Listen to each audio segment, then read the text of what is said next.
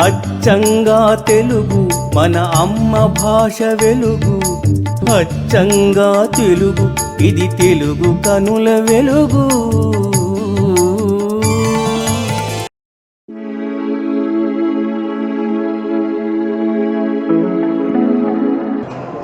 శ్రీ గురుభ్యో నమః. అందరికీ నమస్కారం అండి. మానస వీణ పుస్తకావిష్కరణ కార్యక్రమానికి ఎంతో దూరాల నుంచి చేసిన మీ అందరికీ సాదర స్వాగతం. ఇప్పటికే ఆలస్యం అయింది, అందుకని జ్యోతి ప్రకాశంతో ముందుగా ఈ కార్యక్రమాన్ని మనం మొదలు పెట్టుకున్నాం. ఈ జ్యోతి ప్రకాశం కోసం ప్రముఖ సినీ గేయ రచయిత శ్రీ చైతన్య ప్రసాద్ గారు ఇక్కడికి చేస్తున్నారు. వారిని అలాగే మా అచ్చంగా తెలుగు బృందం నిర్వాహకులకు శ్రీ కట్టుపల్లి ప్రసాద్ గారిని సాధారణంగా వేదిక మీదకి ఆహ్వానిస్తున్నాను. అలాగే కోడూరు శ్రీనివాసరావు బాబాయ్ గారు, వీరు కూడా వచ్చి ఉన్నారు, బహుముఖ ప్రజ్ఞాశాలి. వారిని కూడా జ్యోతి ప్రకాశ కార్యక్రమం కోసం సాధారణంగా వేదిక మీదకి ఆహ్వానిస్తున్నాను.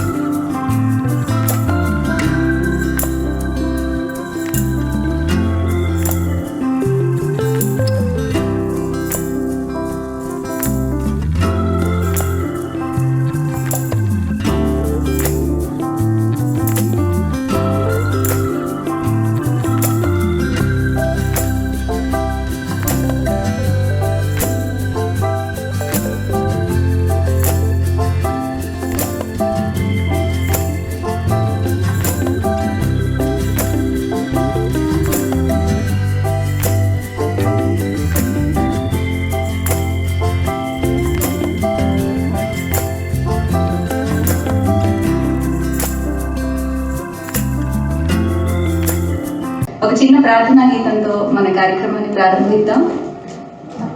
పాప నియతి మనకు ఒక చక్కటి పాటను వినిపించబోతోంది.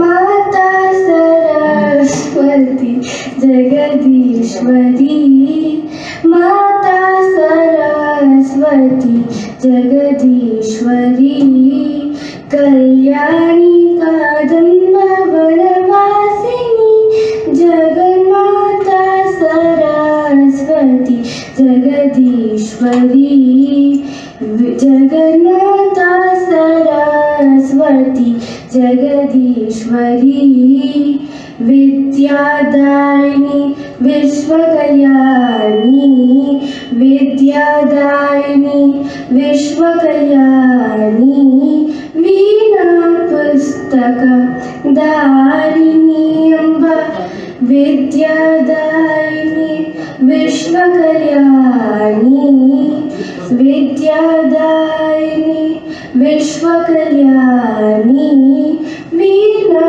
పుస్తక దారిణి అంబ, శ్వేతాంబరధారిణి, శ్వేతాంబరధారిణి దేవి, శ్వేతాంబరధారిణి, శృంగార శృంగేరి పురవాసిని, శ్వేతాంబరధారిణి,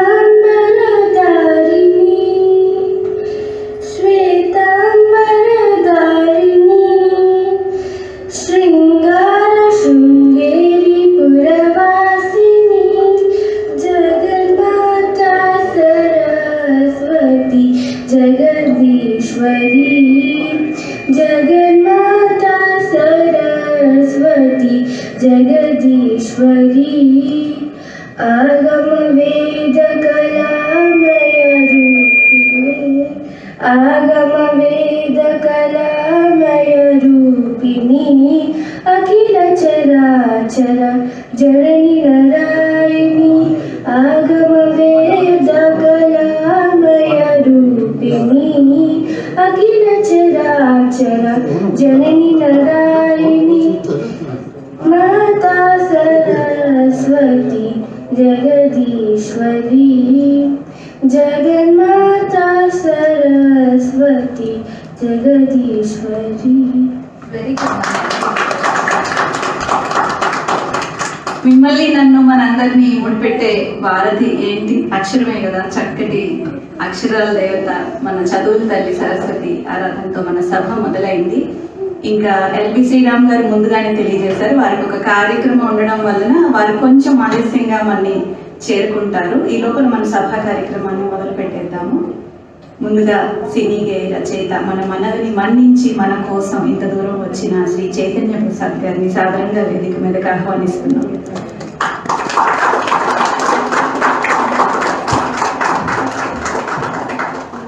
నవ్య తేజ ఉసిరి మొక్కతో వారికి ఆహ్వానం పలుకుతుంది.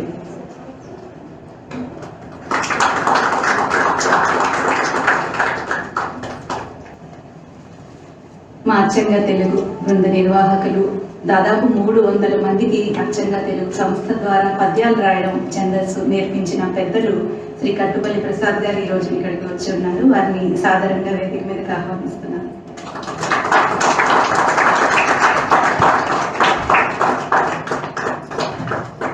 నవ్య తేజ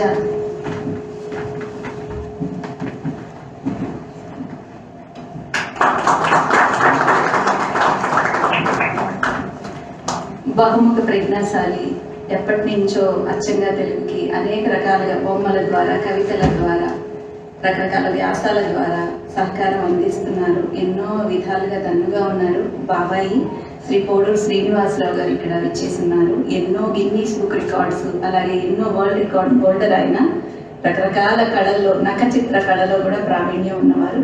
వారిని సాధారణంగా వేదిక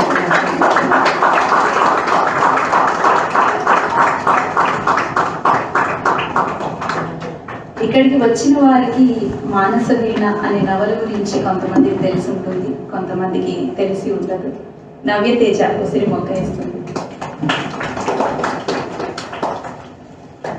థ్యాంక్ యూ నవ్య తేజ. మానస వీణ గొలుసుకట్టు నవల నిజానికి ఈరోజు మనకి వేదికని అందించిన తెలంగాణ భాషా సాంస్కృతిక శాఖ అధ్యక్షులు శ్రీ మామిడి హరికృష్ణ గారు వారొకసారి ఈ సూచన చేశారు 2014లో. ఈ గొలుసుకట్టు నవల్ని కనుక రాస్తే బాగుంటుంది, తెలుగు సాహిత్యంలో ఇటువంటిది లేదు, ఇది ఒక పెద్ద రికార్డ్ అవుతుందని చెప్పారనమాట. అప్పుడు 2014లో మొదలుపెట్టి కొంతమందితో రాయించిన తర్వాత అదొక అంధకార బంధురమైన గుహలోకి వెళ్ళి ఆగిపోయినట్టు అయిపోయింది పరిస్థితి. ఇంకా కదలలేదనమాట. తిరిగి అనురాధ గారని విజయనగరంలో ఉన్నారు. వారి ప్రేరణతో ఇది మొదలయ్యే ఒక ప్రపంచనంలో కొనసాగి 2-3 నెలల వ్యవధిలోనే దీన్ని పూర్తి చేసుకోవడం జరిగింది. అయితే మానస వీణ వెనకాల నేపథ్యం ఏమిటంటే, చాలా మంది సేవ చేయడం అనే అంశాన్ని వాయిదా వేస్తూ ఉంటారు. చాలా మంది నేను విన్నాను, నాకు తెలిసిన ఒకరు అనేవారు, ఎప్పుడు నేను రిటైర్ అయిన తర్వాత సేవ చేస్తానండి, రిటైర్ అయిన తర్వాత. ఆయన రిటైర్ అయిన తర్వాత ఇంకో ఉద్యోగంలో చేరారనమాట. ఇప్పుడు ఇంకో ఉద్యోగం చేస్తున్నారు. కాబట్టి జీవితంలో ఈ క్షణం అనేది మళ్ళీ తిరిగి రాదు. సేవ చేయడానికి అందరికీ ఒక స్ఫూర్తిదాయకంగా ఉండాలి. ఒక మంచి కాన్సెప్ట్ తోటి ఒక నవల తీసుకురావాలన్న ఉద్దేశంతో ఇంతమందిని ఒక చోట చేర్చి ఈ మానస వీణను రాయించడం జరిగింది. అయితే ఆశ్చర్యకరంగా ఒక్కొక్కళ్ళు వాళ్ళ మనసులో ఉన్న ఉదాత్తతను ఈ నవలలో తమ అక్షరాల రూపంలో బయట పెట్టారు. అంటే సేవ చేయడానికి ఎన్ని మార్గాలు ఉన్నాయి, ఎన్ని రకాలుగా చేయొచ్చు అనేది అనేక రకాలుగా తెలియజేశారు. చాలా బాగా వచ్చింది నవల. చదివిన తర్వాత మీరే అంటారు. ఇక మానస వీణ నవల గురించి మనకి మరికొంత తెలియజేయడానికి, తెలియని వాళ్ళకి నవలని పరిచయం చేయడానికి శ్రీ కొత్తపల్లి ఉదయ్ బాబు గారిని సాధారణంగా వేదిక మీదకి ఆహ్వానిస్తున్నాను. కొత్తపల్లి ఉదయ్ బాబు గారండి చాలా చక్కగా రాస్తారండి. ఎన్నో బహుమతులు కొట్టేశారు ఆయన ఆల్రెడీ కథల పోటీల్లో. ఈ మధ్య యూట్యూబ్లో కూడా వీడియోస్ చేస్తున్నారు. వారిని ఆహ్వానిస్తున్నాను.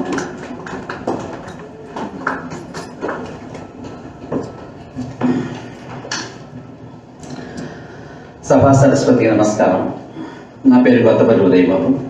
నేను విశ్రాంత ప్రధాన ఉపాధ్యాయుడిని. అయితే ఫేస్బుక్ అనేటువంటిది ప్రపంచంలో ఎంతోమంది రచయితల్ని మన అందరినీ కూడా ఒక వేదిక మీదకి తీసుకొచ్చినటువంటి అద్భుతమైనటువంటి మాధ్యమం. అటువంటి మాధ్యమం ద్వారా నాకు ఎంతో ఆత్మీయ మిత్రులైనటువంటి శ్రీ చెన్నూరు సుదర్శన్ గారు మొట్టమొదటిసారి భావరాజు పద్మినీదేవి గారిని నాకు పరిచయం చేశారు. ఆ సందర్భంలో నేను మొట్టమొదటిసారిగా వారిని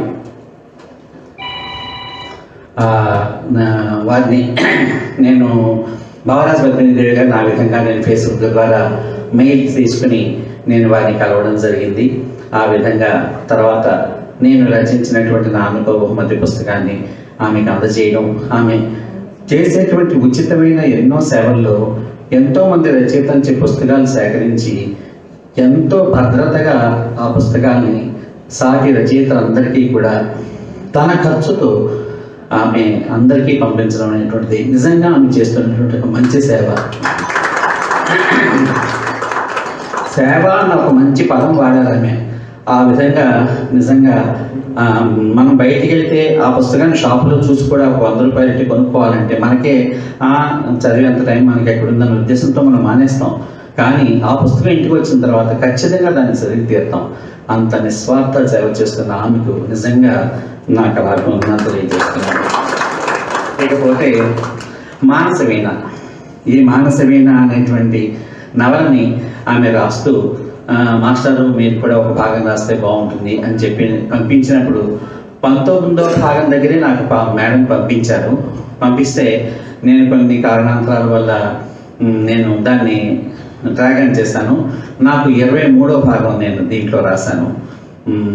ఆ విధంగా డ్రాగన్ చేసి మళ్ళీ మొత్తం అంతా మేడం పంపిస్తే ఈవేళ చాలా ఆశ్చర్యపోయింది ఏంటంటే, సహజంగా ఎవరైనా ఒక స్త్రీమూర్తి తను తల్లి అవుతోంది అంటే సహజంగా ఆనందం ఉంటుంది. కానీ ఆమె బిడ్డని కన్న తర్వాత ఆ బిడ్డ అడుగులేస్తూ జీవితంలో ఎదిగి ఒక ఇలాగ సమర్థవంతురాలైన ఒక మానసమేనగా బయటకు వస్తే ఆ తల్లి ఆనందానికి అవధి లేదు. ఆ ఆనందాన్ని మనం పద్మిని గారిలో చూస్తున్నామని నేను అనుకుంటున్నాను. ఇకపోతే ఈరోజు సభకి విచ్చేసినటువంటి పెద్దలు శ్రీ కట్టుపల్లి ప్రసాద్ గారు పూజ్యులు, అదేవిధంగా బాపయ్య గారిని ఆత్మీయంగా పిలుచుకున్నటువంటి సార్, తర్వాత శ్రీ చైతన్య ప్రసాద్ గారు, అదేవిధంగా ఇక్కడికి వచ్చినటువంటి సభాసదులందరికీ కూడా నా హృదయపూర్వక నమస్కారాలు తెలియజేసుకుంటూ, ఈ మానసవీణ అనే పుస్తకంలో ఏముంది అంటే ఏమి లేదు అని అనుకునే ప్రశ్న వేసుకోవాలి మనం. ఎందుకంటే దీంట్లో సేవా తత్పరత ఉంది, తల్లి యొక్క ప్రేమ కోసం అలమటించిపోయినటువంటి ఒక బిడ్డ ఆర్తి ఉంది, ఆ చివరికి ఆ బిడ్డ ఆ తల్లిదండ్రులు ఎలా చేరుకుంది అనేటువంటి ఒక విధానాన్ని అంతటినీ కూడా దాదాపుగా 60 మంది రచయితలు వాళ్ళ ప్రక్రియల్లో వాళ్ళ యొక్క కల్పనా చాతుర్యమైనటువంటి సృజనాత్మకతతోటి అత్యద్భుతంగా ప్రతి భాగాన్ని దీన్ని మలిచారంటే మాత్రం అతిశయోక్తి కాదు. నిజంగా ఈవేళ సమాజంలో నేను ఒంటరిగా ఉన్నాను అని ఏ ఆడపిల్ల భావించినా సరే, ఆ ఆడపిల్ల ఈ పుస్తకాన్ని చదివితే ఖచ్చితంగా ఒక చైతన్యమూర్తి అవుతుంది. ఖచ్చితంగా ఆమెలో సేవా దృక్పథం అనేటువంటిది నెలకొంటుంది. ఖచ్చితంగా ఆమె సమాజానికి సేవకురాలు అవుతుంది అని నిర్వివాదాంశంగా చెప్పగలిగినటువంటి ఒక ఉత్తమ నవలలో మనందరం కూడా భాగస్వాములు అయినందుకు అలాంటి మంచి అవకాశం కల్పించిన పద్మిని గారికి నిజంగా మనందరం కృతజ్ఞతలు చెప్పుకుని తీరాలి. లేకపోతే ముఖే సరస్వతి అన్నారు, మనందరికీ తెలిసిందే. ప్రతి వ్యక్తిలోనూ కూడా నేర్చుకోదగ్గ విషయం ఏదో ప్రతిదీ ఉంటుంది. ఈ సమాజంలో మనం ఏదో ఒక పుస్తకం తీసుకుని చదువుతాం, ఈ పుస్తకంలో మంచి ఉందో గ్రహిస్తాం, అది తీసుకునే మనసుని బట్టి ఉంటుంది. అందరం పుస్తకాలు చదువుతాం, మంచిని తీసుకునే తత్వాన్ని బట్టి ఉంటుంది. మరి కానీ అందరూ ఎక్కువ శాతం మంది మంచిగా వ్యవహరించకుండా స్వార్థంగానే ప్రవర్తిస్తున్నాం. అంటే చెప్పేది ఒక విధంగానో చేసేది ఒక విధంగానో అయ్యేటువంటి తత్వాన్ని కొన్ని పుస్తకాలు చెప్తే, కొన్ని పుస్తకాలు అయితే అసలు చెడునే చూపిస్తూ ఉంటాయి. న్యాయంగా పాజిటివ్గా ఆలోచిస్తే చెడుగా ఎలా ప్రవర్తించకూడదో ఆ పుస్తకం చదివితే తెలుస్తుంది అనే మంచి విషయాన్ని కూడా మనం గమనిస్తే ప్రతి ఒక్కళ్ళు కూడా ఈ సమాజానికి కాస్తో కోస్తో మంచి చేసేటువంటి వ్యక్తులుగా మారతారు అనేటువంటి అంశాన్ని కూడా ఈ పుస్తకం తెలియజేస్తుందని నేను భావిస్తున్నాను. తర్వాత ఈ కథలో మొట్టమొదటి పేజీలోని మేడం గారు ఒక మంచి 2 వాక్యాలు, అద్భుతమైనటువంటి వాక్యాలతో మొదలుపెట్టారు. ఏంటంటే వాళ్ళకి తెలిసినవి 2 కులాలు, ఒకటి డబ్బున్న వాళ్ళు, పేదవాళ్ళు. వాళ్ళకి ఎప్పుడు తోడుండే నేస్తాలు 2 ఆకలి, పేదరికం. పేదరికంలో ఉన్నవాళ్ళు నిత్యం లేస్తూనే ఉదయం నుంచి కూడా సాయంత్రం వరకు ఆకలి కోసం ఎలా తమ ఆకలి తీర్చుకోవడం కోసం ఏ రకమైన కష్టపడితే మనం దాన్ని ఫుల్ఫిల్ చేసుకోగలం అనేటువంటి పద్ధతిలో, అది కూడా న్యాయమైన పద్ధతిలో వాళ్ళు ఎంతో ప్రయత్నం చేస్తారు. చివరికి ఏ అవకాశము వాళ్ళకి లేనప్పుడు వాళ్ళని ముష్టి వాళ్ళు కానీ మనం చూస్తూ ఉంటాం. చాలామంది గుడ్లలోకి వెళ్తాం, 10 రూపాయలు దేవుడికి వేస్తాం, బయటకు వచ్చి 5 పైసలు బిళ్ళ అక్కడ ఉన్నటువంటి వ్యక్తులకు వేయడానికి సంశయిస్తాం. అది ఎందుకో తెలియదు. అటువంటి ఈ పుస్తకాన్ని కనుక చదివితే అలాంటి ఖచ్చితమైనటువంటి ధోరణి మనుషుల్లో మారుతుంది అని చెప్పడానికి నేను ధైర్యం చేసి చెప్తున్నాను. అంత చక్కటి వివరణాత్మకమైనటువంటి సంఘటనలతో కూడిన నవలా మాలిక ఇది అన్నది నా ఉద్దేశం. ఇక తర్వాత ప్రతి స్త్రీ కూడా ఈ సమాజంలో ఒక నిబద్ధతతోటి తనకి తానే ధైర్యం చెప్పుకొని తనకి తాను వెన్ను తట్టుకుని ఒక అడుగు కనుక ముందు వేస్తే ఆ అడవి రేపొద్దున రాజమార్గమై ఖచ్చితంగా ఆమె వెనకాల ఎందరో అనుసరించేటువంటి ఒక మంచి అవకాశాన్ని మానస వీణ నవల ఫుల్ఫిల్ చేస్తుంది అని నేను ఖచ్చితంగా చెప్పగలను. మనకు తెలుసు సిరివెన్నెల సీతారామ శాస్త్రి గారు, ఎవరో ఒకరు ఎప్పుడో అప్పుడు నడవరా ముందుగా అటో ఇటో వైపు అన్న పాట ఎంతమందికి స్ఫూర్తిదాయకమైందో ఈవేళ తెలుసు. ఆ పాటను స్ఫూర్తిగా తీసుకుని ఎంతోమంది తమ జీవితాల్లో కలిగినటువంటి ప్రేరణని, ఉత్సాహాన్ని, తర్వాత తమ జీవితాన్ని గతిని ఏ విధంగా మార్చిందో కొంతమంది తెలియచేసిన సంఘటనలు కూడా నాకైతే నేను కొంతమంది స్నేహితుల ద్వారా విన్నాను. అటువంటి చక్కని స్ఫూర్తిని ఖచ్చితంగా మానస వీణ ఫుల్ఫిల్ చేస్తుంది. అంటే ఈ పుస్తకం గురించి దీంట్లో ఉండే సన్నివేశాలు అవి నేను కాదు చెప్పేది, దీంట్లో ఉండేటువంటి ప్రధానమైన సారాంశాన్ని మీ అందరి ముందు ఉంచడానికి నేను చేస్తున్న చిరు ప్రయత్నం ఇది. దీంట్లో రాసినటువంటి లబ్ధపుష్టి అయినటువంటి 60 మంది రచయితల్లో 3 దంపతులు ఉండడం, అదేవిధంగా దంపతులైన రచయితలు 3 జంటలు, వారు 6 రాయలు, అదేవిధంగా ఒకే కుటుంబానికి చెందినటువంటి 4 వ్యక్తులు దీంట్లో పాలు పంచుకోవడం అనేటువంటిది ఈ నవలకి చాలా మంచి ప్రతిష్టకరమైనటువంటి అంశంగా నేను భావిస్తున్నాను. తర్వాత రచయిత అందరూ కూడా ఎక్కడా కూడా కంటిన్యూటీ తగ్గకుండా ఒక ఉత్సుకతతో తర్వాత ఏం జరుగుతుంది అనేటువంటి ఒక మంచి రచనా విధానాన్ని ఈ పుస్తకంలో కొనసాగించారు. అదేవిధంగా ఈ ప్రపంచంలో మరొకటి నిజమే, అవతల వ్యక్తి ఎవరు మనని ద్వేషించినా సరే ప్రతి ఒక్కరిని కూడా మనం వాళ్ళ స్థాయికి దిగి వాళ్ళని ప్రేమతో వాళ్ళలో ఉండేటువంటి రాక్షసత్వాన్ని తొలగించి వాళ్ళలో మానవత్వాన్ని ప్రేరేపించి వాళ్ళు కూడా మరొకరికి సహాయం చేసేంత ఉన్నత వ్యక్తులుగా మనం వాళ్ళని మార్చగలం. ఆ శక్తి ప్రేమకి, సేవకి ఉంది అని తెలియచెప్పేటువంటి మంచి నవల మానస వీణ. మరి కాలాతీతం అవుతుంది, పెద్దలు వచ్చుకొస్తున్నారు కాబట్టి ఇంత మంచి అవకాశాన్ని నాకు ఇచ్చినటువంటి పద్మిని మేడం గారికి మరొకసారి నాకు హృదయపూర్వక నమస్కారాలు తెలియజేసుకుంటూ పెద్దలందరికీ హృదయపూర్వక నమస్కారాలతో సెలవు.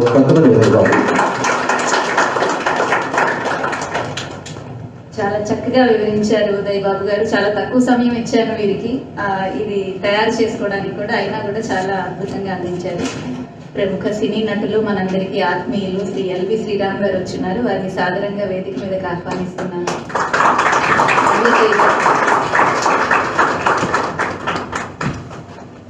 మొక్కతో సత్కరిస్తారు.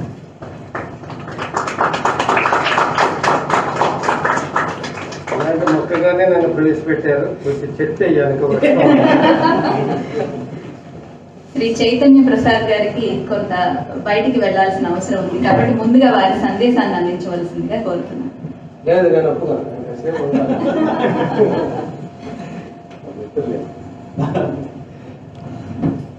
ఎక్కువసేపు మాట్లాడు. అందరికీ నమస్కారం. వేదిక మీద ఉన్న పెద్దలకు, ముందున్న రచయితలకు, రసజ్ఞులకు అందరికీ నమస్కారం. నేను ఎక్కువసేపు మాట్లాడాలంటే స్టూడెంట్ డేస్లో విద్యార్థి ఉద్యమాల్లో యాక్టివ్గా ఉండి తెగ ఉపన్యాసాలు పెంచేవాడిని. తర్వాత జర్నలిస్ట్గా హైదరాబాద్కి వచ్చాను. రాయడమే ముఖ్యమయ్యి మాట కాగితం మీద పడింది కానీ నోటి మాట పడిపోయింది. అది కూడా విచిత్రమే.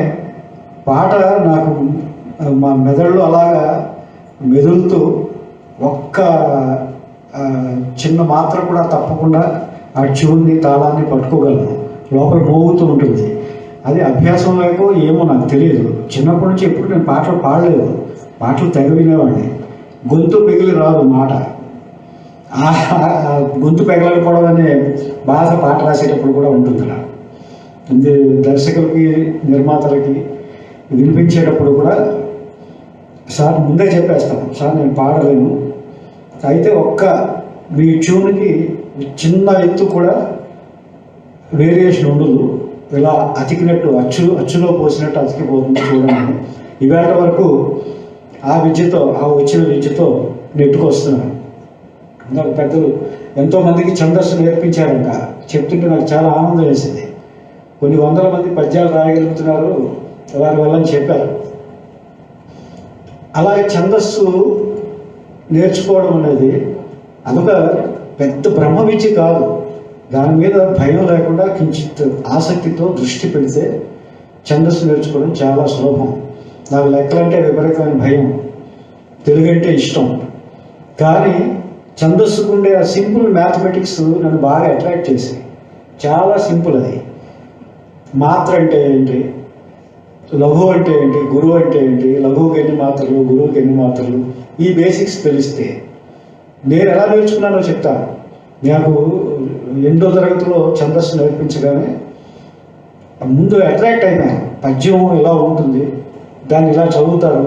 మన గురువులు మనకి మంచి గురువులు దొరకడం కూడా ఒక అదృష్టం. అలాంటి గురువులు దొరికారు. వాళ్ళు ఎలా లయబద్ధంగా చదువుతున్నారో అది అట్రాక్ట్ చేసి ఛందస్సు నేర్పిన రోజే రాయడానికి ప్రయత్నించడం మొదలుపెట్టాను. తేటలు గీతే ఆట వెళ్తే సులభంగా వస్తాయి కదా అని దాంతో ప్రారంభించాను. చాలా రోజులు పట్టు చిక్కేది కాదు. అది అభ్యసించగా ఒక 2 నెలల్లోనో 3 నెలల్లోనో నాకు పట్టు చిక్కింది. అక్కడి నుంచి రకరకాల ఛందస్సుల్లో రాయడం మొదలుపెట్టాను. కంద పద్యానికి 1,00,000 రూల్స్ ఉంటాయి, కానీ పద్యాల్లో అది చాలా కష్టమైందని కూడా భ్రమ కలిగిస్తారు. అత్యంత సులభమైన పద్యం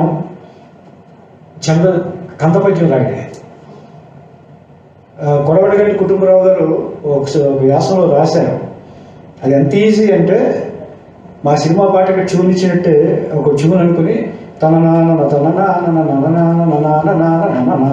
అనుకుని దానికి పదాలు రాసేస్తే పద్యం అయిపోతుంది. అది పెద్ద కష్టమేం కాదు. ఆ ట్యూన్ని నడకని పట్టుకోగలిగితే చాలా ఈజీ అవుతుంది. అలా ఎంతోమందికి ఛందస్సులో పట్లు నేర్పించి రాయగలమని ధైర్యం ఇచ్చిన పెద్దలు వారికి కూడా హృదయపూర్వక అభినందనలు, ధన్యవాదాలు. తెలుగు భాషను గుర్తించాము. ఎందుకంటే పద్యం మనకి ఒక ప్రత్యేకమైంది, మనకే సొంతమైంది. ఎవరికి వాళ్ళకి ఇంగ్లీష్లో కూడా ఉన్నాయి వాళ్ళ ఛందస్సులు వాడుకుని, మన ఛందస్సులు మనకుని. ఏ భాష గొప్పదనం ఆ భాషకు ఉంది. మన భాష గొప్పదనాన్ని మనం కాపాడుకోవాలి. కాపాడుకోవడానికి ఈవేళ 10 చేతులు అడ్డుపెట్టి ఆ దీపాన్ని రక్షించాలి, శంకరాభరణంలో చెప్పినట్టు. అలాంటి ఒక చేయిగా మారినందుకు వారికి ధన్యవాదాలు. ఇక ఈ మానసవీణ పుస్తకానికి వస్తే నాకు పెద్ద ఆశ్చర్యం. నాకు కథలు రాసిన పెద్ద అనుభవం లేదు. చిన్నప్పుడు 2-3 కథలు చిన్నప్పుడు రాశాను, ఊహ తెలియని రోజుల్లో. ఆ తర్వాత పూర్తిగా నేను కవిత్వానికే అంకితం అయిపోయాను. నన్ను ఒక ఆయన అడిగారు, మీరు కవిత్వం రాస్తారు, తెలుగు భాష బాగా వచ్చు, సామాజిక దృక్పథాలు ఉన్నాయి, ఈ లోకవృత్త పరిశీలన ఉంది, మీరు ఎందుకు కథలు రాయరు అని. కథలు రాయడం అంత చిన్న విషయం కాదు. మీ అందరికీ వచ్చేసి కనుక అలవోకగా రాసేస్తున్నారేమో, కానీ కథ రాయడం అంత చిన్న విషయం కాదు. కవిత్వం రాసేటప్పుడు ఒక భావన, ఒక అనుభూతి, ఏదో ఒక సందర్భం, దాని మూటికి సంబంధించిన భావోద్వేగాన్ని అందమైన పదజాలంతో అక్షరీకరిస్తే కవిత్వానికి సరిపోతుంది. కథకి అలా కాదు, ఒక ప్లాట్ ఎంచుకోవాలి, దాంట్లో రకరకాల పాత్రలు ఉంటాయి, ఆ పాత్రలన్నీ సొంతం చేసుకోవాలి. ఒక్కొక్క పాత్ర ఒకలా ప్రవర్తిస్తుంది, ఒకలా మాట్లాడుతుంది. వాటన్నిటినీ చిత్రించాలి. వాళ్ళు తిరిగే పరిసరాల గురించిన అవగాహన ఉండాలి, ఆ కథ నేపథ్యం గురించిన అవగాహన ఉండాలి. ఇలా ఇన్నిటి మీద అధికారం ఉంటే తప్ప నవలాకారుడికి, సినిమా రచయితకి, నాటక రచయితకి వీళ్ళకి అలా సాధ్యం కాదు. ఇప్పుడు మానసవీణ నవల మనకి, మానసవీణ పక్కన పెట్టి తెలుగులో చాలా చాలా గొప్ప సాహిత్యం వచ్చింది. గురజాడ కథతో ఆయన రాజుడు అంటారు, అనేక ప్రక్రియకు వీరేశ్వరం గారు రాజులు అయ్యారు, ఆయనే చెప్పుకున్నారు. అది అక్కడి నుంచి చాలా దూరం. రావిశాస్త్రి గారు, కుటుంబరావు గారు ఒక పక్కన, కేఎన్వై పతంజలి గారు, కాళీపట్నం రామారావు గారు, ఇంకా ఎంతోమంది మహానుభావులు, మల్లాది రామకృష్ణ శాస్త్రి గారు, శ్రీపాద సుబ్రహ్మణ్య శాస్త్రి గారు. ఒకడేంటి, అపారమైన సాహిత్య సంపద నవలా ప్రక్రియలో, కథా ప్రక్రియలో మనకు అందుబాటులో ఉంది. దాన్ని ఇటీవల తరం కూడా కొనసాగిస్తున్నారు. ఎంత ఆధునిక సమాజం అయిపోయినా, భాష మీద ఎన్ని ఇన్ఫ్లుయెన్స్ పడినా, వేరే ప్రభావాలు పడినా, ఇవాళ కూడా కథ నవల బతికున్నాయి. అందులో శాఖోపశాఖలు విస్తరించింది. ఇది సైన్స్ ఫిక్షన్ ఉంది, కుటుంబ సంబంధమైన చారిత్రకమైన కథలు ఉన్నాయి. ఇలా అన్ని ప్రక్రియల్ని పరిపుష్టం చేసుకుంటూ రచయితలు ముందుకు తీసుకెళ్తున్నారు. వీటి వెనక చాలా చాలా సంకల్ప బలం ఉంటే తప్ప సాధ్యం కాదు.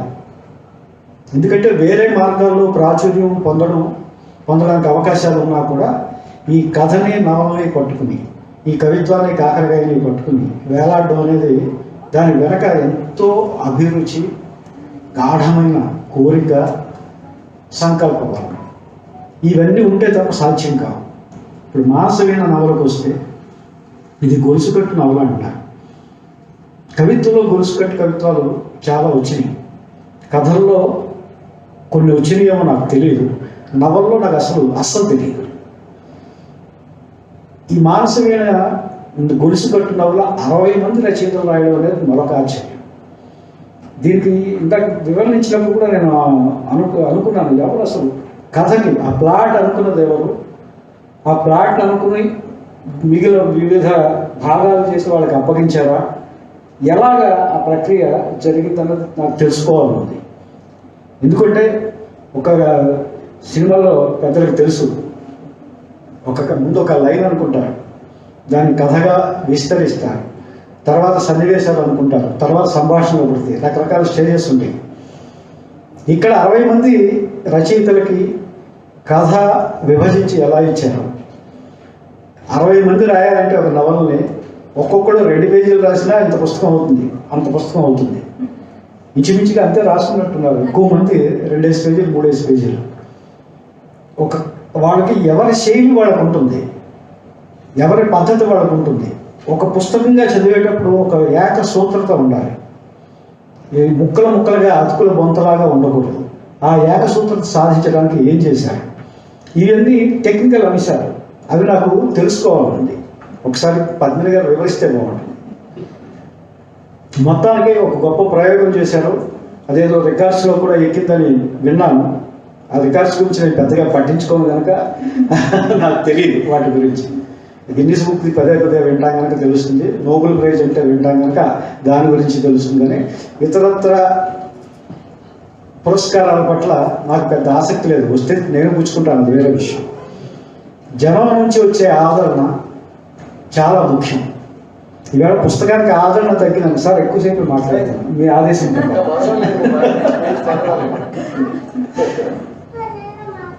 పుస్తకంకి ఆదరణ తగ్గిందని మనం అనుకుంటున్నాం, కనిపిస్తుంది.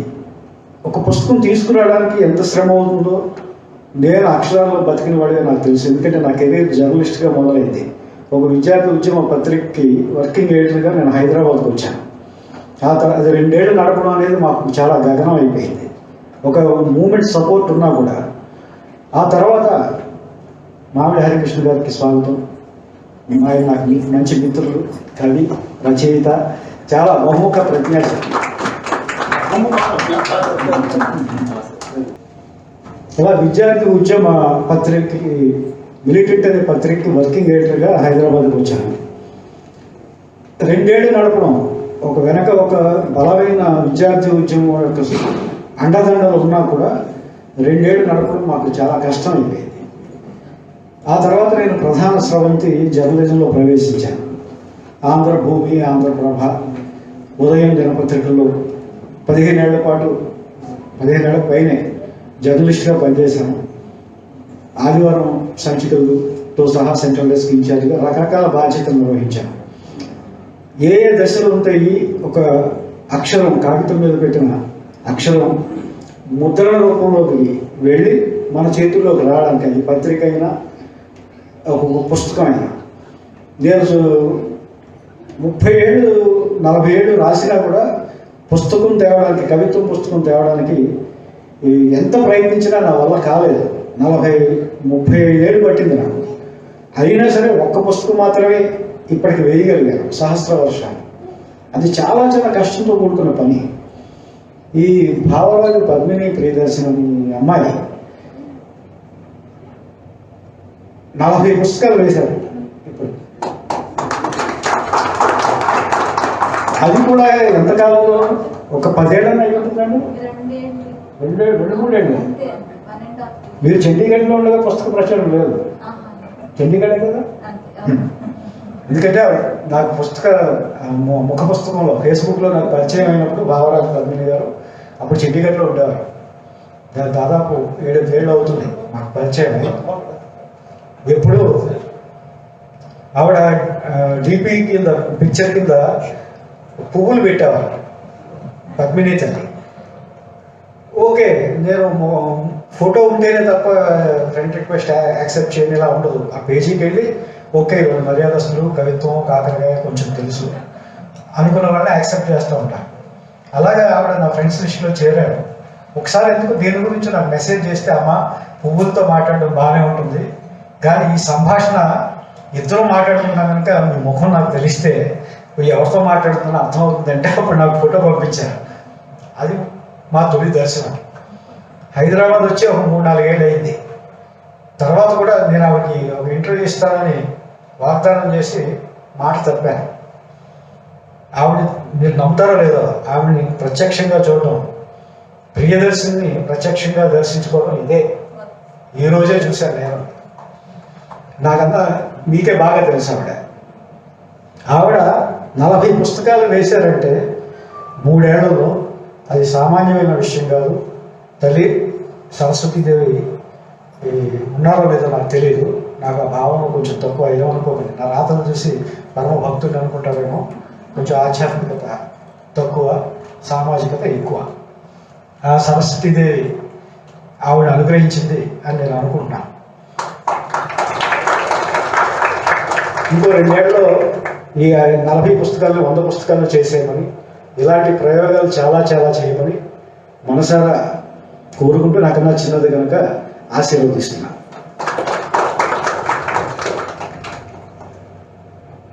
ఇక పుస్తకం గురించి, నా గురించి నా గురించి కూడా చాలా చెప్పేస్తున్నాను. సార్, కవి సామ్రాట్ గారు, వెండితెర కవి సామ్రాట్ గారు, మీకు తెలుసో లేదో, ఎంతమందికి తెలుసో నాకు తెలియదు. ఎందుకంటే కొన్ని మంచి విషయాలు మనకి తెలుసని అనుకుంటూ ఉంటాం, చాలామందికి తెలియదని తర్వాత తెలుస్తూ ఉంటాం. కవి సామ్రాట్గా తెలుగు తెర మీద ప్రప్రథమంగా కనిపించిన మహానటుడు మన ఎల్బి శ్రీరామ్. విశ్వనాథ సత్యనారాయణ గారి జీవితం మీద కవి సామ్రాట్ అనే ఒక సినిమా వచ్చింది. అది ఇంకా విడుదలకు నోచుకోలేదు అనుకుంటున్నాను కదా సార్. ఇంకా విడుదలకు నోచుకోలేదు. అక్కడ కొంతమంది పెద్దలకు ప్రదర్శించినట్టున్నారు. నాకు కూడా చూసే అదృష్టం ఇంకా కలగలేదు. వెయిట్ చేస్తున్నాను చూడడం కోసం. ఆ పాత్రని సంగీత సాహిత్యాల స్వారస్యం తెలిసిన ఒక సీనియర్ నటుడు, రచయిత, ప్రాథమికంగా రచయిత, ఆయన ఆ పాత్రను ఎలా పోషించారో ఊహించుకోగలను, కానీ ప్రత్యక్షంగా చూడాలనుంది. సార్, నట సామ్రాట్ చూడటం కోసం ఎంతమంది వేచి ఉన్నారో కానీ నేను మాత్రం వేచి చూస్తున్నాను సార్. అది మీకు అవార్డు నమ్మకం చెప్పాను అందరికీ. అలా కోరుకున్న వాళ్ళందరికీ చూపిస్తాను. Thank you sir, thank you. కవి సామ్రాట్ని మీరందరూ కూడా తప్పకుండా చూడండి. ఏ మాధ్యమం ఆయన మీకు అందిస్తే ఆ మాధ్యమానికి వెళ్ళి వెతుక్కుని కవి సామ్రాట్ చూడమని కోరుకుంటూ సెలవు తీసుకుంటాం.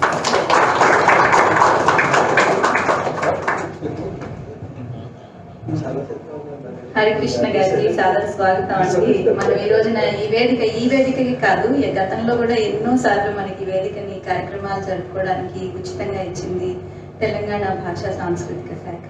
వారికి నా కృతజ్ఞతలు. ఇక ఆలస్యం చేయకుండా పుస్తకావిష్కరణ కార్యక్రమం మొదలు పెట్టేసుకుందాం. అయితే దానికన్నా ముందర ఒక చిన్న విషయం చెప్పాలి.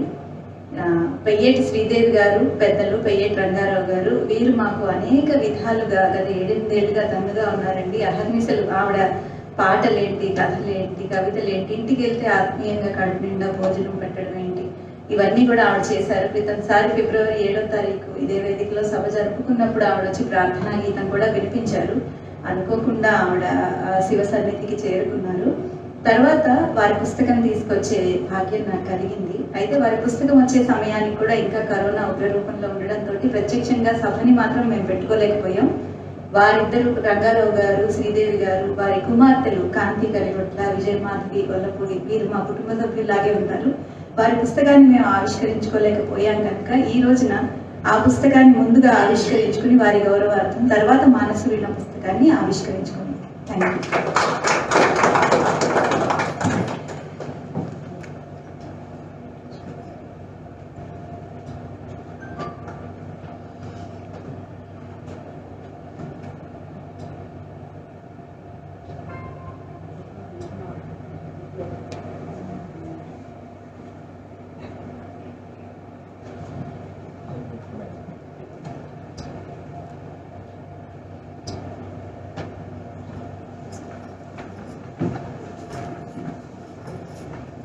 పిల్లల రాజ్యం కథల సంపుటి ఆవిడ హాస్య వ్యంగ్య ధోరణిలోనే చురుకలు అంటించడంలో చాలా ఘనురాలు. మా పిన్నికి నేను ఇస్తున్న నివాళిగా దీన్ని భావిస్తున్నాను. అలాగే అమెరికా నుంచి ఈ కార్యక్రమాన్ని ప్రత్యక్ష ప్రసారం ద్వారా వీక్షిస్తున్న పెయ్యేటి రంగారావు గారికి నా నమస్కారాలు. మీరు అందించిన సహకారానికి నా నమస్కారాలు బాబాయ్.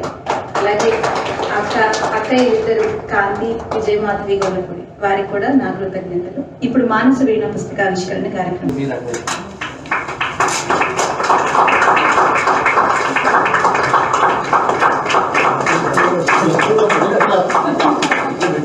పూలలో నేను ఎప్పుడు కానీ ఏం చేస్తానంటే ట్రేలో పెట్టి పూలలో వేస్తాను, పూలలో తీస్తాను.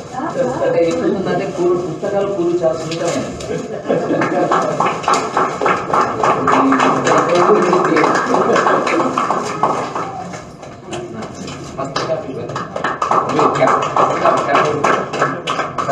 మీ చిత్రం మీద కానీ మేము మీ చిత్రం మీద కానీ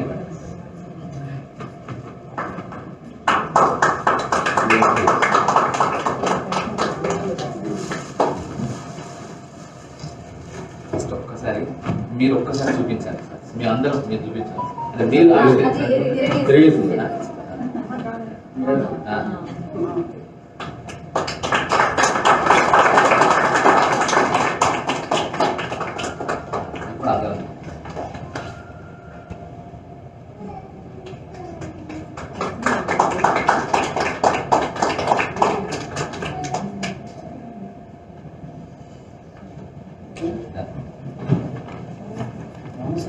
బాగా వాయిస్తాడు.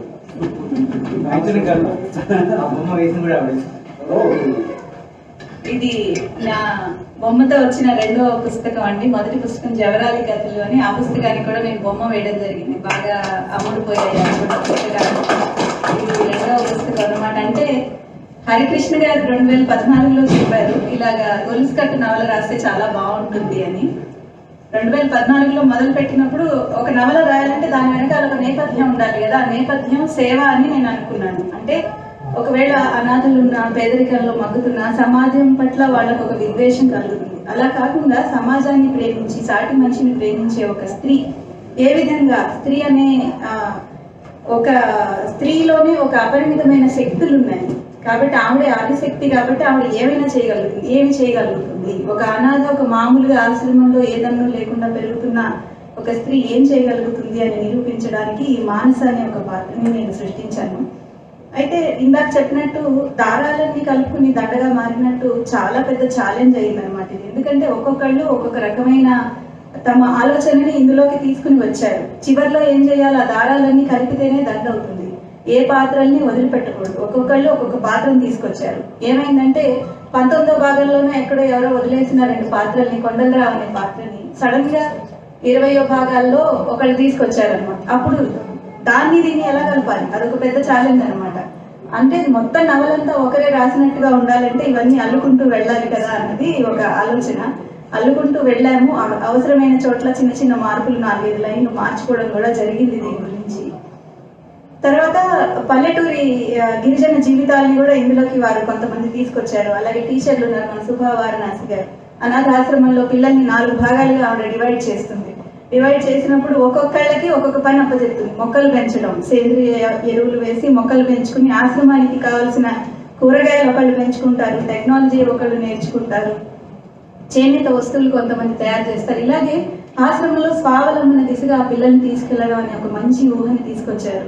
అలాగే మన భారతదేశంలో ఇప్పుడు పెద్ద సమస్య ఏంటంటే పుట్టిన పిల్లలు ఖచ్చితంగా డాక్టర్, ఇంజనీర్ అవ్వాల్సిందే. కానీ అందరూ డాక్టర్లు, ఇంజనీర్లు కాలేరు.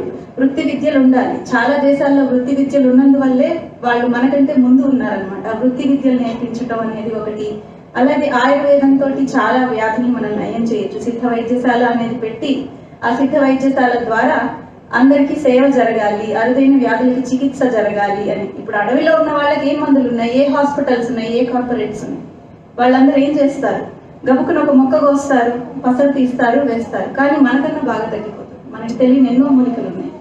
దీన్ని కూడా ఒక గిరిజన వైద్యశాలని నెలకొల్పడం అనేది కూడా మానస ఆశయంగా ఉంటుంది ఇందులో. ఈ విధంగా అనేక రకాలైన కోణాలు ఇందులో బయటకు వచ్చాయి. ఈ కోణాలన్నింటినీ పరిపూర్ణంగా ఒక ముఖ చిత్రంలో చూపించాలంటే వేరే వాళ్ళ వల్ల అది సాధ్యం కాదేమో, దాని ఆత్మ నాకే తెలుసు కదా అన్న భావనతోటి నేనే కొంచెం సాహసం చేసి ముఖ చిత్రం వేయడం జరిగింది దీనికి. అయితే ముందుగా ఈ కార్యక్రమానికి, ఈ మానస వీణ అనే నవల వెనకాల నాకు ప్రేరణ కలిగించి ఈ రోజు ఈ పుస్తకం మన చేతిలోకి రావడానికి కారణమైన శ్రీ మామిడి హరికృష్ణ గారు ఈ గొలుసు కట్టు నవల అనే కాన్సెప్ట్ ని మొట్టమొదటిగా నడిపిస్తారు. వారికి మనందరం కృతజ్ఞతలు చెప్పాలి. వారిని ప్రసంగించవలసిందిగా కోరుతున్నాను. చైతన్య ప్రసాద్ గారు, మీకు ఇబ్బందిగా ఉందా? టైం తప్పకుండా.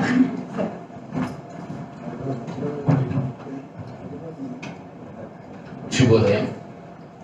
తెలంగాణ ప్రభుత్వం భాషా సాంస్కృతిక శాఖ, అచ్చంగా తెలుగు సంయుక్తంగా ఈరోజు ప్రతిష్టాత్మక జాతీయ వేదిక రవీంద్ర భారతిలో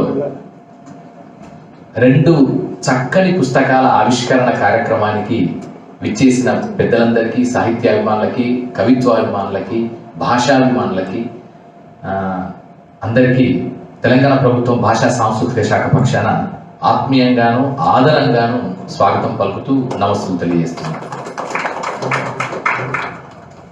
అలాగే జనరల్గా ఏంటంటే మనకు ఫేస్బుక్లో ఏముంటుంది అనేది ఒకటి పెద్ద పాయింట్.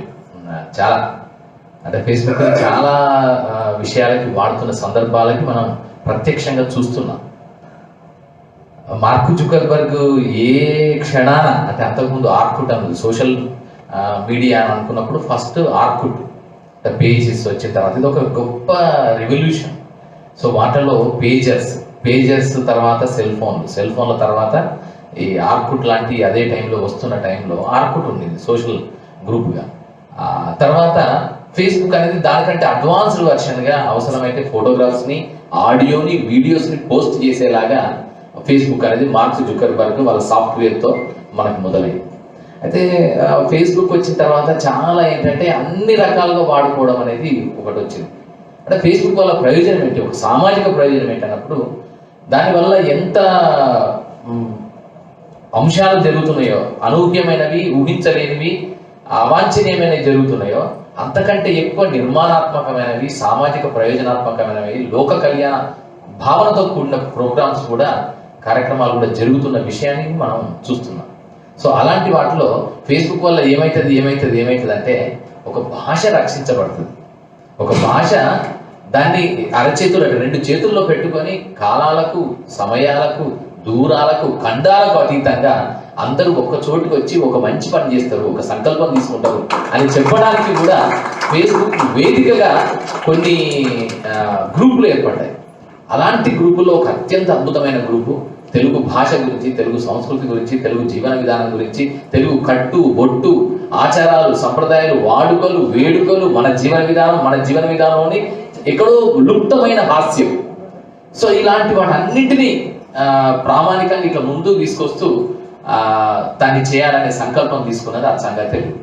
సో నాకు అచ్చంగా తెలుగు గ్రూపు విషయంలో నాకు ఆత్మీయత, ఎందుకంటే అచ్చంగా తెలుగు ఉన్నప్పటి నుంచి నా జర్నీ ఉంది. అంటే భావరాజు పద్మిని ఫేస్బుక్ గ్రూప్ ద్వారా నాకు పరిచయం. ఇప్పుడు చాలా 2012 కంటే ముందు 11, 12 ఆ టైంలో పరిచయము. అప్పటి నుంచి తను కూడా చాలా చక్కగా సెన్సిటివ్గా ఆలోచించేది, కొన్ని అంశాల పట్ల కొంచెం సహృదయత. అంటే వెంటనే ఏదైనా సంఘటన జరిగినప్పుడు తనలో ఉండే ఆత్మీయతని, తనలో ఉండే తదనుభూతి, దాని ఎంపథెటిక్ యాటిట్యూడ్ అంటాం కదా. So she is having that attitude to express whichever whatever the thing that is being happening in and around us. So అలాంటి ఒక సెన్సిటివిటీ, సటిలిటీ ఉన్న మనస్తత్వం భావరాజు పద్మినిది. సో దాంతో అట్లా పరిచయం. ఆ తర్వాత అచ్చంగా తెలుగు అని ఒక కాన్సెప్ట్తో వెళ్తున్నప్పుడు దాని గురించి చాలాసార్లు డిస్కషన్స్ కూడా జరిగాయి. ఏం పెట్టాలి, ఎలా పెట్టాలి, ఏం చేస్తే బాగుంటుంది, ఎలాంటి కార్యక్రమాలు చేస్తే బాగుంటుంది, దానివల్ల ఎక్కువ మందిని ఏ విధంగా ఇన్వాల్వ్ చేయవచ్చు అన్నప్పుడు భాష పరంగా తను చాలా ఇంట్రెస్టెడ్గా ఉంది. భాష పరంగా ఉంది, తనకున్న బలమైన ఫోర్టే అంటాం. రైటర్స్ ఎంతో మంది ఉంటారు, but every one is having their own style of writing and their own style of signature. So దాంట్లో భావరాజు పద్మినికి ఉన్న బలమైన ఒక కోట లాంటిది ఏంటంటే సెటైర్ రాయడం. సెటైర్ ఎంత చక్కగా రాస్తుంది అంటే చాలా అద్భుతంగా రాస్తుంది. అంటే ఒక కంప్లీట్ అంటే దీన్ని పెద్ద పాండిత్య అక్కర్లేదు, బాగా చదువుకుని పిహెచ్డీలు చేసి స్కాలర్లీ నాలెడ్జ్ నుండి చేసే ఒక విమర్శనాత్మక పరిశీలనకు సంబంధించిన ధోరణి కాకుండా సాధారణ సగటుగా ప్రజలందరూ కనెక్ట్ అయ్యే విధంగా, పర్టికులర్లీ మహిళలు కనెక్ట్ అయ్యే భాషతో, శైలితో, జీవన విధానంతో, కోణంతో, యాంగిల్ కూడా దాంతో రాయగలిగే సత్తా, సామర్థ్యం భావరాజు పద్మిని. సో అందుకని ఏం చేసినట్టు ఆమె సెటర్ రాసేది. నేను ఎప్పుడు సెటర్ రాసినప్పుడు నేను అనేవాడిని, నానా ఇది ఎట్లుందంటే, నేను అంటే అభిమానంగా నానా ఇది ఎట్లుందంటే, నేను అప్పుడు పురాణం సీత ముచ్చట్లు అని వచ్చేది. అంటే పానుగంటి లక్ష్మీ, దానికంటే ముందు ఏం చేయాలంటే పానుగంటి లక్ష్మీ నరసింహారావు గారు సాక్షి వ్యాసాలు రాసేవారు. సో సాక్షి వ్యాసాలు అంటే they are the commentaries on the contemporary issues that is being happening. దాంట్లో భాష గురించి, సంస్కృతి గురించి, సాహిత్యం గురించి, రాజకీయాల గురించి, అన్నిటి గురించి ఒక సెటైరికల్ అండ్ ఇన్ఫర్మేషన్, కొంచెం నాలెడ్జ్. సో ఒక ఆహార ఎక్స్పీరియన్స్. అది చదివిన తర్వాత మనకి ఏమనిపిస్తుంది అంటే, అరే అవును ఇట్లా కూడా ఆలోచించవచ్చు కదా, ఈ విధంగా కూడా ఉండొచ్చు కదా అనే ఒక కోణం, ఒక కొత్త కోణం మనకు ఆవిష్కృతం అవుతుంది. సో అలా సాక్షి వ్యాసాలు అనేవి ఆ స్పెక్టేటర్ అనే ఇంగ్లీష్ స్టైల్లో ఆయన సాక్షి వ్యాసాలు పాడగంటి వారు రాస్తే, ఆ తర్వాత దాన్ని కొంచెం స్త్రీ పర్స్పెక్టివ్ వ్యూ నుంచి పురాణం సుబ్రహ్మణ్య శర్మ గారు పురాణం సీత అనే కలం పేరుతో, ఇల్లాలి ముచ్చట్లు అనే పేరుతో ఆంధ్రజ్యోతిలో కొన్ని సంవత్సరాల పాటు రాశారు. దాని బొమ్మ కూడా బాలి వేసిన బొమ్మ ఉంటది, ముందు ఒక వంట పాత్ర పెట్టుకొని వంట వడ్డిస్తూ ఉన్నట్టుంటది చిన్న బొమ్మ. అది దాని లోగో, దాని అఫీషియల్ లోగో పురాణం సీత ఇల్లాలి ముచ్చట్లు. ఒక ఇల్లాలు పర్స్పెక్టివ్ నుంచి ఆయన బాగా కొంతవరకు చదువుకున్నది, జీవన విధానం తెలుసు, కుటుంబ విలువలు తెలుసు, భారతీయ సంప్రదాయం, సంస్కృతి, ఆచార వ్యవహారాలు, వీటన్నిటి గురించి సమగ్రమైన అవగాహన ఉన్న మనిషి. అలాగే భారతీయ ధార్మికత పట్ల కూడా, అలాగే ఆధ్యాత్మికత పట్ల కూడా అవగాహన ఉన్న మనిషి ఆ క్యారెక్టర్. ఆమె కోణం నుంచి సమకాలీన పరిస్థితులు ఎలా ఉంటాయని విశ్లేషించడం దాంట్లో ప్రధాన ఆశయం. So Illali Muchchatlu that has created a milestone event in the entire journey of Telugu literature in popular style. So satire రాయడంలో అది ఒక మైల్ స్టోన్ ని, ఒక బెంచ్ మార్క్ ని క్రియేట్ చేసింది.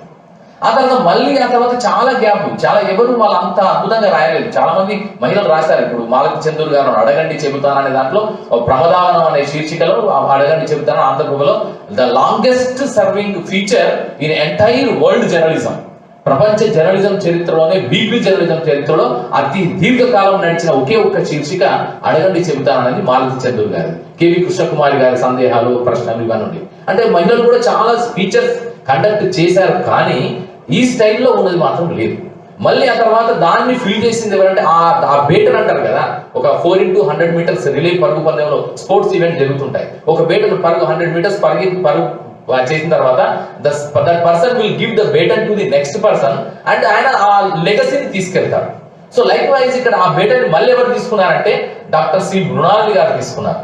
కోమలి గాంధారం అనే పేరుతో ఆంధ్రజ్యోతి సండే సప్లిమెంట్ లో ఆ సిరీస్ ఆఫ్ ఆర్టికల్స్ కోమలి గాంధారం ఒక అమ్మాయి, ఒక స్త్రీ, ఒక సగటు మహిళ తను ఎలా స్పందిస్తుంది, తన చుట్టూ జరుగుతున్న ప్రపంచిక సమస్యల పట్ల ఎలా స్పందిస్తుంది అనే విషయాన్ని సెటైరికల్ గా, చాలా sensible satire, subtle satire, correct చెప్పాలంటే ఎస్ఎస్ సెన్సిబుల్ సటిల్ సెటైర్, సునిశ్చితమైన వ్యంగ్య ధోరణితో హాస్య చతురతతో కూడిన చురకలు.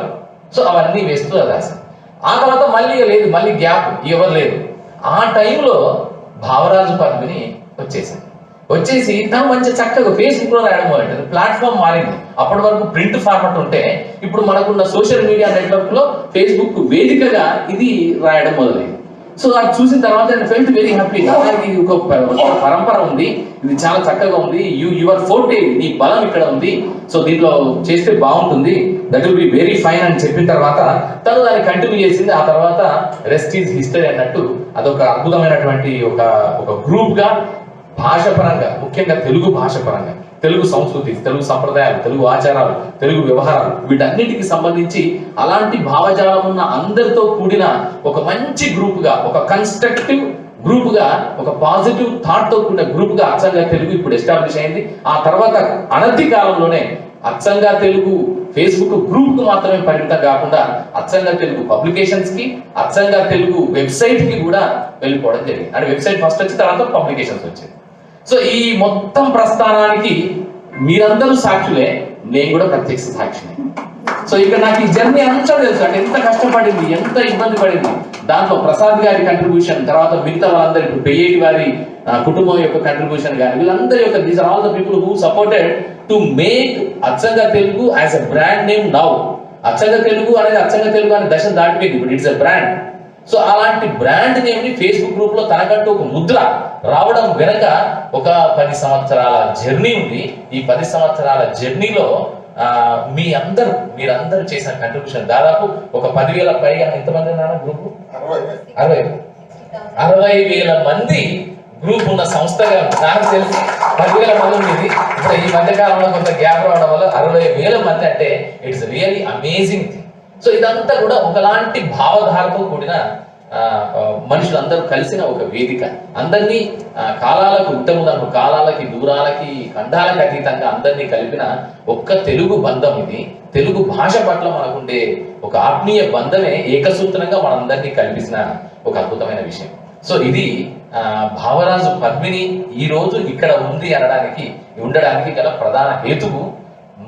దాన్ని మనం ఒకసారి అభినందిస్తూ, ఒక్కసారి మనందరి కరతాల మధ్య భావరాజు పద్మిని అచ్చంగా తెలుగు అందరినీ అభినందిస్తున్నాం.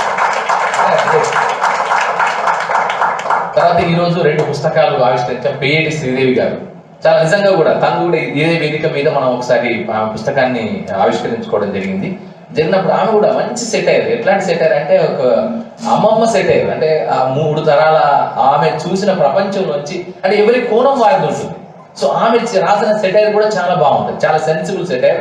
కాకపోతే ఏంటంటే ఒక అమ్మమ్మ తరహాలో ఉండేది. సో అలాంటి ఒక ఆమె రాసిన కథల్ని ఈరోజు మనం ఆవిష్కరించుకోవడం కూడా సంతోషంగా భావిస్తూ, మానస వీణ ఇప్పుడు ఇంతకుముందే భావరాజు పద్మిని చెప్పారు. సో ఏంటి అచ్చంగా తెలుగు వెబ్సైట్ పెడుతున్నప్పుడు ఏమేమి ఫీచర్స్ పెట్టాలనేది తను చాలా మొత్తం డిస్కస్ చేసింది. నాతో కూడా డిస్కషన్ జరుగుతున్న సమయంలో అందరిని ఇన్వాల్వ్ చేయాలంటే ఏం చేయాలి అంటే, వారిని ఇన్వాల్వ్ చేయాలంటే వారి కంట్రిబ్యూషన్ ఉండాలి. ఏదో ఉత్తగా మేము ఏదో నవల వచ్చింది, సీరియల్ వచ్చింది, మీరు చదవండి అని ఎంత చెప్తే కాదు. వాళ్ళ పార్టిసిపేషన్ ఉంటే, పార్టిసిపేటరీ డెమోక్రటిక్ సెటప్ లో పార్టిసిపేటరీ క్రియేటివ్ వర్క్ గా, కలెక్టివ్ క్రియేటివ్ వర్క్ గా ఉంటే బాగుంటుంది అనుకున్నప్పుడు ఈ గొలుసు కట్టు నవల అనేది ఒక కాన్సెప్ట్ గా తీసుకోవడం జరిగింది. యాక్చువల్గా ఇదేమి కొత్తదేం కాదు, మనం కొత్తది అనేది కాదు. చాలా గతంలో కూడా చాలా ప్రయోగాలు జరిగాయి. ఈవెన్ శ్రీశ్రీ లాంటి వాళ్ళు కూడా చేశారు. శ్రీశ్రీ లాంటి వాళ్ళు, మిగతా కవులు 3-4 కవులు కలిసి ఒక కవిత్వాన్ని రాయడం. అలాగే త్రిపురనేని శ్రీనివాస్, తర్వాత వాతరం వాళ్ళు కూడా ఒక 3-4 కలిసి ఆంధ్రజ్యోతిలో సండే సప్లిమెంట్ లో ఒక గొలుసు కట్టు అప్పుడు కవిత్వం ప్రచురణలో ప్రచురించారు. కవిత్వ ప్రచురణ త్రిపురనేని శ్రీనివాస్ గారు ఉండేది, వాళ్ళు ప్రచురించారు. సో అట్లా అది ఒకటి జరిగింది ప్రయోగం. అయితే నవలాపరంగా చేస్తే బాగుంటుంది. ఇక్కడ విభిన్నమైన ఐడియాలజీస్ ఉంటాయి, వైవిధ్యత ఉంటుంది. But at the same time ఒక ఏకసూత్రత కావాలి. ఏకసూత్రత కోసం ఎప్పటికప్పుడు పుట్టే ట్యాబ్ అని తను ట్యాబ్ గా ఉంటుంది. ఎవరైతే ఆర్గనైజ్ చేస్తున్నారో వాళ్ళు ట్యాబ్ గా ఉంటూ దాన్ని నడిపిస్తూ ఏకసూత్రతలోకి తీసుకొచ్చే విధంగా ఉంటుందని ఒక ఆలోచన మీద ఈ మానస వీణ అనే ఒక నవల ఆవిష్కృతమైంది. దీంట్లో 60 మంది రచయిత్రులు తమ కంట్రిబ్యూషన్ ఇచ్చారు. నిజంగా ఇది ఒక పెద్ద ప్రయోగం. తెలుగు సాహితీ ప్రస్థానంలోనే ఒక అత్యంత అద్భుతమైన ప్రయోగం. మనకు సంవత్సరాలు భారతీయ కాలమానం ప్రకారం, తెలుగు పంచాంగం ప్రకారం మనకు 60. సో ఆ 60కి ప్రభవ విభవ ఇవన్నీ ఉంటాయి కదా, అలాగా మొత్తం 60 మంది రచయిత్రులు ఒక్క సూత్రం మీద, ఒక్క కథ మీద తమదైన క్రియేటివిటీ, ఒకరొకరు సస్పెన్స్ థ్రిల్లర్ స్టైల్లో రాశారు వాళ్ళ పార్ట్ అంతా. ఒకరేమో చాలా కరుణ రసాత్మకంగా వాళ్ళ పార్ట్ రాశారు. అంటే ఎవరి ఐడియాలజీ ఎట్లా ఉంటే వాళ్ళ కంట్రిబ్యూషన్ అలా చేశారు. ఇది నిజంగా కూడా మళ్ళీ ఎక్కడి నుంచి తీసుకున్నాం అంటే కవిత్రయం నుంచి తీసుకున్నాం. కవిత్రయం మహాభారతాన్ని తెలుగీకరించినప్పుడు 3 రాశారు. నన్నయ్య ఆది సభా పర్వము, అరణ్య పర్వంలోని సగభాగం అయితే మిగతా భాగాలన్నీ విరాట పర్వం నుంచి మిగతా భాగాలన్నీ స్వర్గారోహణ పర్వం వరకు, మహాప్రస్థానం ఇదంతా జరిగేంత వరకు తిక్కడ రాస్తే, అరణ్య పర్వంలో శేష భాగాన్ని ఎర్రా ప్రగడ రాశారు. సో ఇలా ఆ 3 కలిసిందే మహాభారతం, శ్రీమదాంధ్ర మహాభారతంగా మనకు ఇప్పటికీ తెలుగు సాహిత్యంలో అత్యంత అద్భుతంగా కొనసాగుతుంది. సో అలాగే ఇది కూడా ఇలాంటి ఒక ప్రయత్నం, ఇలాంటి ఒక ప్రయోగం తెలుగు సాహితీ ప్రస్థానంలో ఒక విశిష్టమైన ప్రయోగం, వైవిధ్యమైన ప్రయోగం, విభిన్నమైన ప్రయోగం. 60 మంది కలిసి ఒకే నవలని ఫేస్బుక్ వేదికగా ఒక 60 వారాల పాటు అంతా రాయడం, దాన్ని ఒక పుస్తక రూపం తీసుకురావడం. సో ఇదంతా కూడా ఒక మంచి ప్రయత్నంగా భావిస్తూ వారికి అచ్చంగా తెలుగు వారికి మిగతా వారందరికీ కూడా శుభాకాంక్షలు తెలియజేస్తున్నా. సో దాంతోపాటు ఇలాంటి కార్యక్రమానికి వచ్చారు పెద్దలు. ఎంత చక్కని వారంటే, నాకు చైతన్య ప్రసాద్ గారు చాలా నాళ్ళ నుంచి పరిచయం, చాలా సహృదయుడు, మంచివాడు. అన్నింటినీ మించి పాట రూపం, తనది ఏదున్నా గేయ రూపంలో, కవితల రూపంలో చెప్పగలిగే ఒక అద్భుతమైన కలం, అలాగే దాని ఆ సెన్సిబిలిటీ తెలిసిన మనిషి. సో తను ఇప్పుడు మనం ఈ మధ్య కాలంలో చూసాం. అంటే ఆయన మొదట్లో ఉన్న చైతన్య ప్రసాద్ గారు చాలా అంటే ఒక ఉద్యమిత్వ భావనతో అద్భుతమైన కవిత్వాలు రాశారు. వారు చైతన్య ప్రసాద్ కవితలు అంటే ఒక ప్రోగ్రెసివ్ థాట్ తో ఉండే కవితలు. సో ఒక తరం మొత్తం ఉర్రూతలు ఇచ్చిన కవితలు. ఆ తర్వాత తను సినిమా రంగంలోకి రావడం, సినిమా రంగంలో కూడా అన్ని రకాల ఇన్స్పైరింగ్ సాంగ్స్ రాశారు, చాలా మంచి ఇన్స్పైరింగ్ సాంగ్స్. కానీ ఇటీవలి కాలంలో బాగా పాపులర్ అయిన సాంగ్ ఏ పిల్లరా RX 100లో ఎంత సంచలనం సృష్టించిందో మనందరం చూస్తాం. అంటే అలా అన్ని రాయగలిగారు. అంటే ఒకటని కాదు, అంటే జీవితంలోని ఎన్ని పార్శ్వాలు ఉంటాయో అన్ని పార్శ్వాలలోంచి దర్శించగలరు. ఒక కోణం అని కాదు, తను ప్రస్థానం అయితే నాకైతే చాలా గమ్మత్తైన, చైతన్య ప్రసాద్ గారికి చాలా గమ్మత్తైన ట్రాన్స్ఫర్మేషన్ అనిపిస్తుంది సార్. ఫస్ట్ ఏమో అది సామాజికత, మీరు అందరూ కరెక్ట్, నేను ఒప్పుకుంటాను, మీకు సామాజికత ఎక్కువ. మిగతా అంశాల కంటే కూడా, ఆధ్యాత్మికత కంటే కూడా సామాజికత ఎక్కువ. ఎందుకంటే మన సమాజంలో ఉన్న కనుక సమాజంలోని వ్యక్తులలోంచి దానిలోంచి మనం అన్వేషించుకోవాలి, దానికి మనం కొంత కంట్రిబ్యూట్ చేయాలి అనేటువంటి ఒక సహృదయత ఉన్న మనిషి. సో అలాంటి సామాజికతతోని ఆలోచన విధానంతో ఉన్న వ్యక్తి ముందు అభ్యుదయం వైపు నుంచి మొదలెట్టి ఆ తర్వాత మళ్ళీ అన్ని రకాల జీవన పార్శ్వాల వైపు వెళ్ళిపోవడం. సో ఒక జీవితాన్ని స్పర్శించగలగడం. సో ఒక తాత్విక ధోరణిలోకి, తాత్వికంగా కూడా ఎన్ని చక్కని పాటలు రాశారు సార్. అంటే దాంట్లో ఆ పాటల్లాగా అనిపిస్తుంది కానీ మనకు సినిమా పాటల్లా ఉంటాయి, కానీ దాంట్లో మంచి తాత్వికత కూడా ఉన్న పాటల్ని రాసి పాపులర్ మాధ్యమం ద్వారా ప్రజలకి తన భావాలని చేరవేయాలని తప్పిస్తూ ఇప్పటికీ ఎప్పటికప్పుడు తనని తాను చెక్కుకుంటూ, తనని తాను ఆవిష్కరించుకుంటూ వెళ్తున్నటువంటి మంచి సాహితీమూర్తి చైతన్య ప్రసాద్. సో వారు ఇక్కడ ఉండడం కూడా చాలా సంతోషం. అలాగే ఎల్బి శ్రీరామ్ గారు రచయితగా, సినిమా రచయితగా, నాటక రచయితగా, మొదటి నాటక రచయిత, నాటకాలు రచిస్తూ, దర్శకత్వం వహిస్తూ, నటిస్తూ, ఆ తర్వాత సినిమా మాటల రచయితగా, కథా రచయితగా, ఆ తర్వాత అమ్మో 1వ తారీఖు తర్వాత ఇంకా చాలా సినిమాల్లో నటుడిగా తన విశ్వరూపాన్ని చూపించారు. సార్ నేను ఇప్పటికీ సొంత ఊరు సినిమాకి వీర ఫ్యాన్ సార్. మామూలుగా సొంత ఊరు సినిమా, ఎందుకంటే నేను సొంత ఊరు, ఎందుకంటే I was the jury member Nandi award కమిటీకి జ్యూరీ మెంబర్గా ఉన్నాను ఆ సినిమా వచ్చినప్పుడు. దానికి నేను ఫస్ట్ ఏంటంటే మనకు హీరో అన్నదానికి అంటే అప్పటి వరకు ఒక లాంటి భావజాలం ఉంటుంది. హీరో అంటే కథానాయకుడు, హీరో అంటే ఇక కొట్టి తొట్టి ఇటు కొట్టి అటు కొట్టి ఇది చేస్తేనే హీరో అనే ఒకలాంటి భావజాలానికి అలవాటు పడుతున్నది. కానీ నాకు తెలిసి ఉత్తమ నటుడు అవార్డుకి 100% అర్హత కలిగిన సినిమా, అర్హత కలిగిన నటుడు ఆ సినిమాకి ఖచ్చితంగా గెలిపిస్తున్నాను. దాని డౌటే లేదు. అసలు ఎంత అద్భుతమైన, అసలు అది సొంత ఊరు, ఒక ఊరు మొత్తం అమ్మకానికి వెళ్తున్న దృశ్యం, సెజ్జులు వచ్చిన తర్వాత ఊరు అమ్మకానికి వెళ్తున్న దృశ్యంలో ఆ తండ్లాట, ఆ వేదన, ఆ దుఃఖం, మట్టితో ఉండే మనిషికి ఉండే అనుబంధాన్ని అంత అద్భుతంగా ఇంకా ఏ క్యారెక్టర్ ఎవరూ చూపించలేరు. అది ఎపిటామ్ నాకు తెలిసి అయితే దట్ ఈస్ జెనిత్ అంటాం కదా, ఇక పరాకాష్ట అనమాట. అది పారమౌంట్ ఆఫ్ దట్ క్యారెక్టర్. దాంట్లో ఎగని ఉంటుంది, దాంట్లో వేదన ఉంటుంది, దుఃఖం ఉంటుంది. అసలు ఆయన క్యారెక్టర్ కూడా ఎంత అద్భుతమైన క్యారెక్టర్ అంటే కాటికాపరి క్యారెక్టర్. కాటికాపరి క్యారెక్టర్ అంటే మళ్ళీ హరిశ్చంద్ర బ్యాచ్ కాదు, మళ్ళీ మోడర్న్, వెరీ మన కాలపు సమకాలీన కాటికాపరి, దట్టు ఊరు గురించి తప్పించే క్యారెక్టర్. సో ఊరు మొత్తం పోతుంటే అసలు ఏంటి అనేది అక్కడ తీర్థ ఆమె హీరోయిన్, ఆమె ఊరిలో ఒక అమ్మాయి ఉంటుంది. ఆమెతో వీళ్ళిద్దరి మధ్య సంభాషణ మొత్తం జీవన తాత్వికతనంతా, మానవుడి అన్వేషణ అంతా, మానవుడి తాలూకు ఆ ఆక్రందన అంతా కూడా ఆ ఇద్దరి సంభాషణలో వస్తుంది. సో ఆ మాటలు కూడా మీరే రాశారు కదా అద్భుతంగా. అంటే ఇలా ఒక చక్కని సినిమా. ఇప్పటికీ సొంత ఊరు మీరు వీలుంటే ఒక్కసారి చూడండి. ఇప్పుడు ఈ టైంకి కరోనా వచ్చిన తర్వాత అందరికీ ఒక్కసారి ఆగి తమలోకి తాము చూసుకోవడం మొదలైంది. కరోనా చేసింది మంచి పని. Thanks to corona, thanks to Zuckerberg మాత్రమే కాదు, థ్యాంక్స్ టు కరోనా. సో ఎందుకంటే అందరినీ ఒకసారి పరుగు వెళ్తున్న వాళ్ళందరినీ ఆపి, అయ్యా ఈ పరుగు ఎందుకు, ఎక్కడికి, ఏ వెలుగులకి, ఓ మహాత్మా, ఓ మహర్షి ఎక్కడికి వెళ్తున్నారు, ఒక్కసారి మిమ్మల్ని మీరు ఒకసారి నో థైసెల్ఫ్, మీలోకి మీరు తొంగి చూసుకోండి, ఇంట్రాస్పెక్ట్ చేసుకోండి, జర్నీ వితిన్ లోకి వెళ్ళండి అని ఒక్కసారి అది కనిపించని సూక్ష్మజీవి మనందరినీ ప్రశ్నించింది, మనందరినీ చెప్పగానే చెప్పింది. అందరూ వెనక్కి తిరిగి చూసుకున్న తర్వాత ఇప్పుడు కొత్త సినిమాలను కూడా ఆదరిస్తున్నారు. అంటే ఇట్లాంటి సినిమాలు కాదు, ఒక కథతో కూడిన సినిమాలు, ఒక ఆలోచన రేకెత్తించగలిగిన సినిమాలు, మన ఇప్పుడు జై భీము ఇలాంటి సినిమాలు కూడా అద్భుతంగా ఆదరణ పొందుతున్న సందర్భంలో ఇప్పుడు మళ్ళొక్కసారి మీరు చూస్తే సొంత ఊరు ఎంత గొప్పదో మనకు అర్థమవుతుంది. అంత గొప్పగా ఉంటుంది, అంత చాలా చక్కగా ఉంటుంది. సో అలాంటి సినిమాలు ఎన్నో వారు రాశారు, దాంట్లో నటించారు. ఇంకొకటి నాకు ప్రత్యక్షంగా వ్యక్తిగతంగా మీతో నాకు అనుబంధం. నేను రాసిన కవితలో మీరు నటించారు. సో ఇది ఏంటంటే పండుగ అనే కవిత నేను రాశాను, తెలంగాణ భాషలో రాసిన కవిత. పండుగ వచ్చిందంటే చాలు దునియాలో లేని హైరాణ పడతాడు మా నాయన అని నేను ఒక కవిత రాశాను. దానికి నేషనల్ సింపోజియం ఆఫ్ పోయెట్స్ అని information and broadcasting department, government of India వాళ్ళు ఎవ్రీ ఇయర్ ఒక పోయెట్ ని సెలెక్ట్ చేసి ప్రతి భాష నుంచి నేషనల్ పోయెట్ గా డిక్లేర్ చేస్తారు. సో ఆ నేషనల్ పోయెట్ కి 2020 సంవత్సరానికి గాను I have been selected and further poet.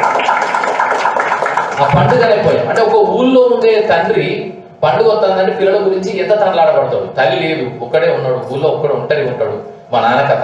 So ఒక్కడు ఉంటాడు, తర్వాత ఆయన ఎట్లా ఫీల్ అవుతాడు అనే విషయాన్ని చాలా సెన్సిబుల్ గా మనం చెప్పడం జరిగింది. దాన్ని చరణ్ అర్జున్ అని మన తమ్ముడు ఉన్నాడు, మంచి మ్యూజిక్ డైరెక్టర్, సినిమాలకు కూడా చాలా మ్యూజిక్ కంపోజిషన్ చేశాడు. ఆయన నచ్చింది ఆయనకి, ఇది చాలా బాగుంది, ఈ కవిత నాకు ఎందుకో బాగుంది, నేను నా స్టైల్లో నేను పాటలు చేస్తాను, సరే తమ్ముడిని ఇష్టం చేసుకోమన్నా. చేసుకున్న తర్వాత చేశాను, నాకు వినిపించిన తర్వాత దీనికి ఒక వీడియోగా తీద్దాం అనుకుంటున్నా అన్న, ఇది మొత్తగానే కాదు వీడియోగా తీద్దాం అనుకుంటే ఎవరితో చేస్తాం అంటే ఎల్బి శ్రీరామ్ గారి పేరు చెప్పారు. సో ఎల్బి శ్రీరామ్ గారు దాంట్లో మా నాన్న క్యారెక్టర్, అంటే నేను అనుకుంటున్న నాన్న క్యారెక్టర్ ని ఎల్బి శ్రీరామ్ గారు వేశారు. మీరు చూడండి, 2-5 నిమిషాలు ఉంటుంది పాటది. పండుగ వస్తుందంటే చాలు దునియాలో లేని హైరాణ పడతాడు మా నాయన. సో అట్లా ఆ తండ్రి క్యారెక్టర్ని, ఆ తండ్రి తాలూకు ఆ వేదనని, ఆవేదనని, తన్లాటని, సంతోషాన్ని, ఆనందాన్ని, సంబరాన్ని, చికున్ గున్యా కాలాన్ని కూడా ఎగరేసుకుంటా, అరే పిల్లడొత్తాను ఇంటికి వస్తానంటే ఎంత సంబరపడుకుంటూ వెళ్తారు అనే విషయాన్ని కూడా అంత అద్భుతంగా ఆయన మాత్రమే పోర్ట్రే చేయగలిగాడు, అంత చక్కగా చేయగలిగాడు. అంటే నాకు ఆయనకి ఉన్న ఒక karmic connection. So LB Sriram garu. So అలా ఎల్బి శ్రీరామ్ గారు కూడా ఈ రోజు ఇక్కడికి విచ్చేసి ఈ పుస్తకావిష్కరణలో పాల్గొనడం చాలా సంతోషంగా భావిస్తూ, అలాగే ప్రసాద్ గారు, అరే మనం మొత్తం తెలుగు భాష అంతా అడిటో పోతున్నా అందరూ అనుకుంటారు, కానీ ఏం పోదు సార్. మీరు దయచేసి నేను చెప్తాను, ఈ వేదిక మీద చెప్తున్నా, డోంట్ వరీ అబౌట్ తెలుగు, నేను ఇంగ్లీష్లో చెప్తున్నా. అంటే అట్లా ఎందుకు చెప్తేనే అర్థమవుతుంది. తెలుగు గురించి చెప్పాలంటే కూడా ఇంగ్లీష్ చెప్తే తప్ప అర్థం కానీ పరిస్థితి ఉంది. సో అందుకని ఏం మరి అసలు ఏం బాధపడాల్సిన అవసరం లేదు. ఒక సింపుల్ లాజిక్ చెప్తా. ఇక్కడ ఉన్నంత కాలం తెలుగు భాష గురించి అంటే అచ్చంగా తెలుగు సంబంధం కనుక చెప్తున్నా, ఇక్కడ ఉన్నంత కాలం తెలుగు భాష గురించి మనం చేస్తున్న తప్పు, మన తరం చేస్తున్న తప్పు. పిల్లలందరినీ ఇంగ్లీష్ మీడియం చదివించి ఉద్యోగం కోసం రేపటి భవిష్యత్తు కోసం చేస్తున్నాం. కానీ తర్వాత వాళ్ళు ఎక్కడికో రెక్కలొచ్చి అమెరికాకి వెళ్ళిన తర్వాత డాలర్ల వేటలోనో పౌండ్ల వేటలోనో వెళ్ళిన తర్వాత అక్కడ వాళ్ళకి అమ్మతనం గుర్తొస్తాను, అమ్మ మనసు గుర్తొస్తాను, మట్టి వాసన తెలుస్తోంది. ఒక్కసారి వాళ్ళు వచ్చిన నడక కొవ్వంతా గుర్తుకొస్తాను. వాళ్ళకి గుర్తుకొచ్చి తెలుగు నేర్చుకుంటున్నారు. మీరు నేర్పిన తెలుగు కాదు, మీ అమ్మ నాన్నలు వద్దన్న తెలుగుని వాళ్ళు అక్కడ నేర్చుకుంటారు. థ్యాంక్స్ టు మళ్ళీ technology, thanks to internet. So దానికి మళ్ళీ స్క్రిప్ట్ ఆగిద్దుకోవాల్సిన అవసరం లేదు. ఇంగ్లీష్లో ట్రాన్స్లిటరేషన్ ఉంది. గూగుల్ వాడు చాలా థ్యాంక్స్ చెప్పాలి. ఆ ట్రాన్స్లిటరేషన్ లో ఇంగ్లీష్లో కొడితే వస్తున్నా VASTUNNA అని కొడితే తెలుగులో వస్తున్నా అని వస్తుంది. అమ్మయ్య వచ్చింది. అట్లా ఎంతమంది ఇప్పుడు ఎంత అద్భుతమైన సాహిత్యం సృష్టిస్తున్నారంటే కొన్ని కోట్లాది వోల్యూమ్స్ సరిపడా సాహిత్యం, అది కవిత్వం కావచ్చు, పుస్తకాలు అంటే సాహిత్యం కావచ్చు, సంగీతం కావచ్చు, సినిమాలు కావచ్చు, సినిమా పాటలకు సంబంధించిన విశ్లేషణ సాహిత్యం వస్తారు. ఓన్లీ ఇది ఇంత సాహిత్యం వస్తున్నది. ఒకప్పుడు ఇవన్నీ లేనప్పుడు మనం ఏదైతే తెలుగు మంచిగా ఉన్నది అనుకున్న కాలంలో సంవత్సరానికి ఒక 300 పుస్తకాలు వస్తే మహా ఎక్కువ సార్. మనంతా గొప్ప స్వర్ణయుగం, తెలుగుకి స్వర్ణయుగం అనుకున్న కాలంలో 300 పుస్తకాలు వస్తే ఎక్కువ. ఇప్పుడు ఇదే వేదిక నేను ఒక్క రవీంద్ర భారతి వేదికనే చూస్తున్నాను. ఒక్కొక్కసారి పొద్దున మధ్యాహ్నం సాయంత్రం 3 సార్లు 3 పుస్తకాల ఆవిష్కరణ ఉంటుంది. అంటే అంతమంది విస్తృతంగా రాస్తున్నారు. ఇక ఇది ఆవిష్కరణ సంగతి. అంటే దాదాపు 365 రోజుల్లో 900 పైగా పుస్తకాలు కేవలం ఇక్కడ రవీంద్ర భారతిలోనే జరుగుతున్నాయి.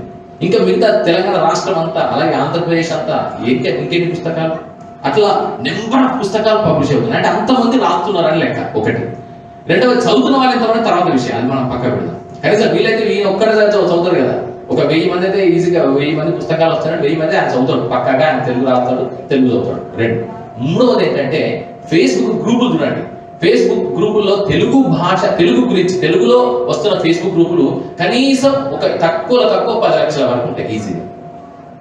10 లక్షల్లో దాదాపుగా తెలుగు భాష గురించి, తెలుగు సాహిత్యం గురించి, తెలుగు కవిత్వం గురించి, తెలుగు పాటల గురించి, సినిమా పాటలు దాని విశ్లేషణ, వాటి గురించి చెప్పేవి కొన్ని లక్షలు ఉంటాయి. లక్షలే, 1-2 కాదు. తెలుగు భాష, తెలుగు పండుగల గురించి రాసేవి, పాటల గురించి రాసేవైతే, తెలుగు సినిమా పాటల గురించి రాసేవైతే దాదాపు దాదాపు ఒక 10,000 పైన ఉంటాయి సార్. 10,000 పైన ఉంటాయి. అది ఎవరికి వాళ్ళు ఘంటసాల అభిమానులు ఘంటసాల పాటలు పెట్టుకుంటారు, ఇంకేం పెట్టరు వాళ్ళకి. దాంట్లో మొత్తం ఘంటసాల గ్రూపే ఉంటుంది. లేదా కృష్ణశాస్త్రి పాటల మీద వాళ్ళ కృష్ణశాస్త్రి గ్రూపే ఉంటుంది. దాన్ని మరొక్కసారి ఎందుకంటే సాహిత్యం అనేది ఎలాంటిదంటే అది ఆలోచనామృతం. అది ఆలోచిస్తున్న కొద్దీ మళ్ళీ అమృతానికి రోజులు అంట. అందుకే కాళిదాస్ అంటాడు కదా, ఇట్లా సంగీతం ఒక సాహిత్యం సరస్వత్యాహ స్తనద్వయం ఏకమాపాద మొదలం అనేది ఆలోచనామృతం. సో అలాగే ఆలోచనామృతం, సాహిత్యం అనేది ఆలోచనామృతం. అది ఆలోచిస్తున్న కొద్దీ అమృతం లాగా గ్రోడుతుంటది కనుక దానిలోని మళ్ళీ విశ్లేషణ చేసుకుంటూ ఒకరికి మించి ఒకరు చెప్పుకుంటూ తను ఆనందపడుతున్న వాళ్ళు చాలా మంది ఉన్నారు. మీరు కింద రైటింగ్స్ కింద కామెంట్స్ చూస్తే మనకు అర్థమవుతుంది. అందరూ ఇంకా అదనపు సమాచారం ఇస్తూనే ఉంటారు ప్రతిదానికి. అలాగే సినిమా పాటల మీద, దాశరథి పాటల మీద, సినారి పాటల మీద, ఇలా ప్రతి ఒక్కరు ఉన్నారు. అలాగే సాహిత్యం మీద, భాష మీద, తెలుగు భాష మీద, తెలుగు భాషలోని వివిధమైన వైవిధ్యమైన అంశాల మీద. సో ఇలాంటి అన్ని కనుక పుస్తక రూపం తీసుకొస్తే మొత్తం మా రవీంద్ర భారతి సరిపోదు సార్. ఒక్క సంవత్సరానికి రవీంద్ర భారతి మొత్తం ఇట్లా వరుస ఇట్లా పుస్తకాలు పేర్చుకుంటూ పోయినా మీకు సరిపోదు. అంటే అంత వోల్యూమ్స్. ఇది పాపం వర్చువల్ లో ఉండడం వల్ల దానికి షేప్ కనబడట్లేదు లేదు, దానికి ఒక షేప్ కానీ, దానికి ఒక రూపం కానీ, ఒక సైజ్ కానీ కనబడట్లేదు. కానీ ఒకవేళ if you could able to do in a physical book manner, so innumerable books are there. ఒక్క సంవత్సరానికి నేను చెప్పి ఏదో 10 సంవత్సరాలు కాదు, ఒక్క సంవత్సరానికి అంత ప్రొడక్షన్ జరుగుతుంది. సో అలాంటప్పుడు తెలుగు భాషకి ఏ ప్రాబ్లం లేదు సార్, ఎలాంటి కష్టం లేదు. మంచిగా మనం ఉన్నంత కాలం, మనం రాస్తున్నంత కాలం, మన భావాలు ఉన్నంత కాలం, మన ఆలోచన ఉన్నంత కాలం చక్కగా తెలుగు భాష మరింత విస్తృతం అవుతుంది. మీరు ఒకవేళ వద్దనుకున్నా మీ తర్వాత మీ పిల్లలు మాత్రం ఖచ్చితంగా నేర్చుకుంటారు. వాళ్ళు నేర్చుకునే అవకాశం ఉంది. ఎందుకంటే ఆన్లైన్ లో కూర్చుంటున్నారో టక్కా కొట్టుకుంటున్నారో వస్తున్నాయి. సో దిస్ ఇస్ ఇవన్నీ జరుగుతున్నాయి కనుక రాబోయే కాలంలో మరింత భవిష్యత్తు తెలుగు భాషకి, తెలుగు సంస్కృతికి, తెలుగు జీవన విధానానికి ఉంటుందనే ఆశని వ్యక్తం చేస్తూ ఈరోజు అచ్చంగా తెలుగు మనందరినీ ఇక్కడ కలిసేలా చేసి ఒక చక్కని అంశానికి కూడా మళ్ళీ శ్రీకారం చుట్టడం జరిగింది. అంటే అచ్చంగా తెలుగు గ్రూప్ అందరికీ, గ్రూప్ సభ్యులందరికీ ఇదే వేదికపై నుంచి మీరందరూ తెలుగు భాష గురించి, తెలుగు సాహిత్యం గురించి చేస్తున్న కృషి గొప్పది. అలాగే ప్రసాద్ గారు కూడా మన పద్యం అయ్యా పోయింది, పద్యం రాయడం వరకు వస్తుంది అంటే ఆయన పద్యాన్ని సులభతరంగా మసజేస తతగలు యమాతా రాజమానసలు బేస్ చేసుకొని ఖచ్చితంగా శార్దులము మత్యభావ ఆడవెలది తెడగిది సీసం కాదు, శార్దులము మత్తేవము ఉత్పలమాల చెంపకమాల ఇలాంటి కఠినమైన పద్య ప్రాసల యతి ప్రాస నియమాలతో కూడిన పద్యాలు సైతం రాసేలాగా వారు శిక్షణ ఇచ్చి అదే అచ్చంగా తెలుగు వేదిక ద్వారా పద్యాన్ని ఇప్పుడు దాదాపు పద్యం రాసే వాళ్ళు కొన్ని వందల మంది ఒక అచ్చంగా తెలుగు ద్వారానే ప్రొడ్యూస్ అయ్యారు. సో ఇలా అంటే అందరి మన సంస్కృతి మనకు పోగొట్టుకోం. ఇంకొకటి ఏంటంటే చివరగా నేను చెప్పదలుచున్న ఇంకొక విషయం చెప్తాను. భారతదేశం చాలా గొప్పది సార్. ఎంత గొప్పదంటే దేన్ని వదులుకోం, మనం తొందరగా స్వీకరించాం, దేన్ని వదులుకోం. సో ఇక్కడ అందుకే విమానం వెళ్తున్న టైంలోనే సూపర్ సానిక్ విమానం, ఇప్పుడు మంగళయాన్, చంద్రయాన్ ఇవన్నీ భారతదేశం ఇస్రో ద్వారా చేస్తూనే ఉంటది. మరొక వైపు ఇక్కడ ఎడ్లబండి పోతూనే ఉంటది. అది ఎడ్లబండి వదులుకోం. మరి అది వచ్చినప్పుడు ఎడ్లబండి పోవాలి కదా. ఇప్పుడు నోకియా, చిన్న సింపుల్ ఎగ్జాంపుల్ చెప్తే అమెరికా లాంటి దేశాలు ఎట్లా ఉంటుందంటే ఇప్పుడు నోకియా ఉండవు, మన దగ్గర ఇక్కడ మీరు వెళ్ళండి నోకియా కూడా మీకు కావాలంటే ఇప్పుడు దొరుకుతుంది. అది 2002-2003లో వచ్చిన వర్షన్, అది ఇప్పటికీ దొరుకుతుంది.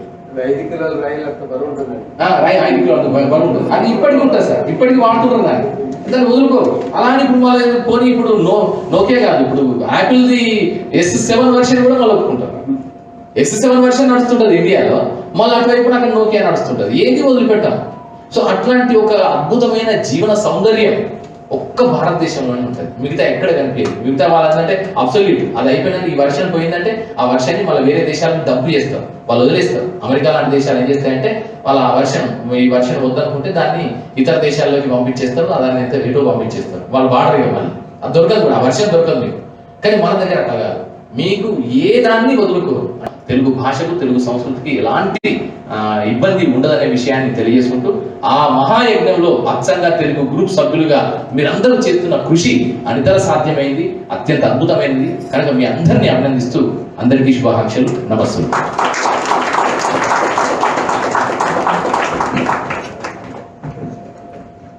ఒక మాట చెప్పాలి.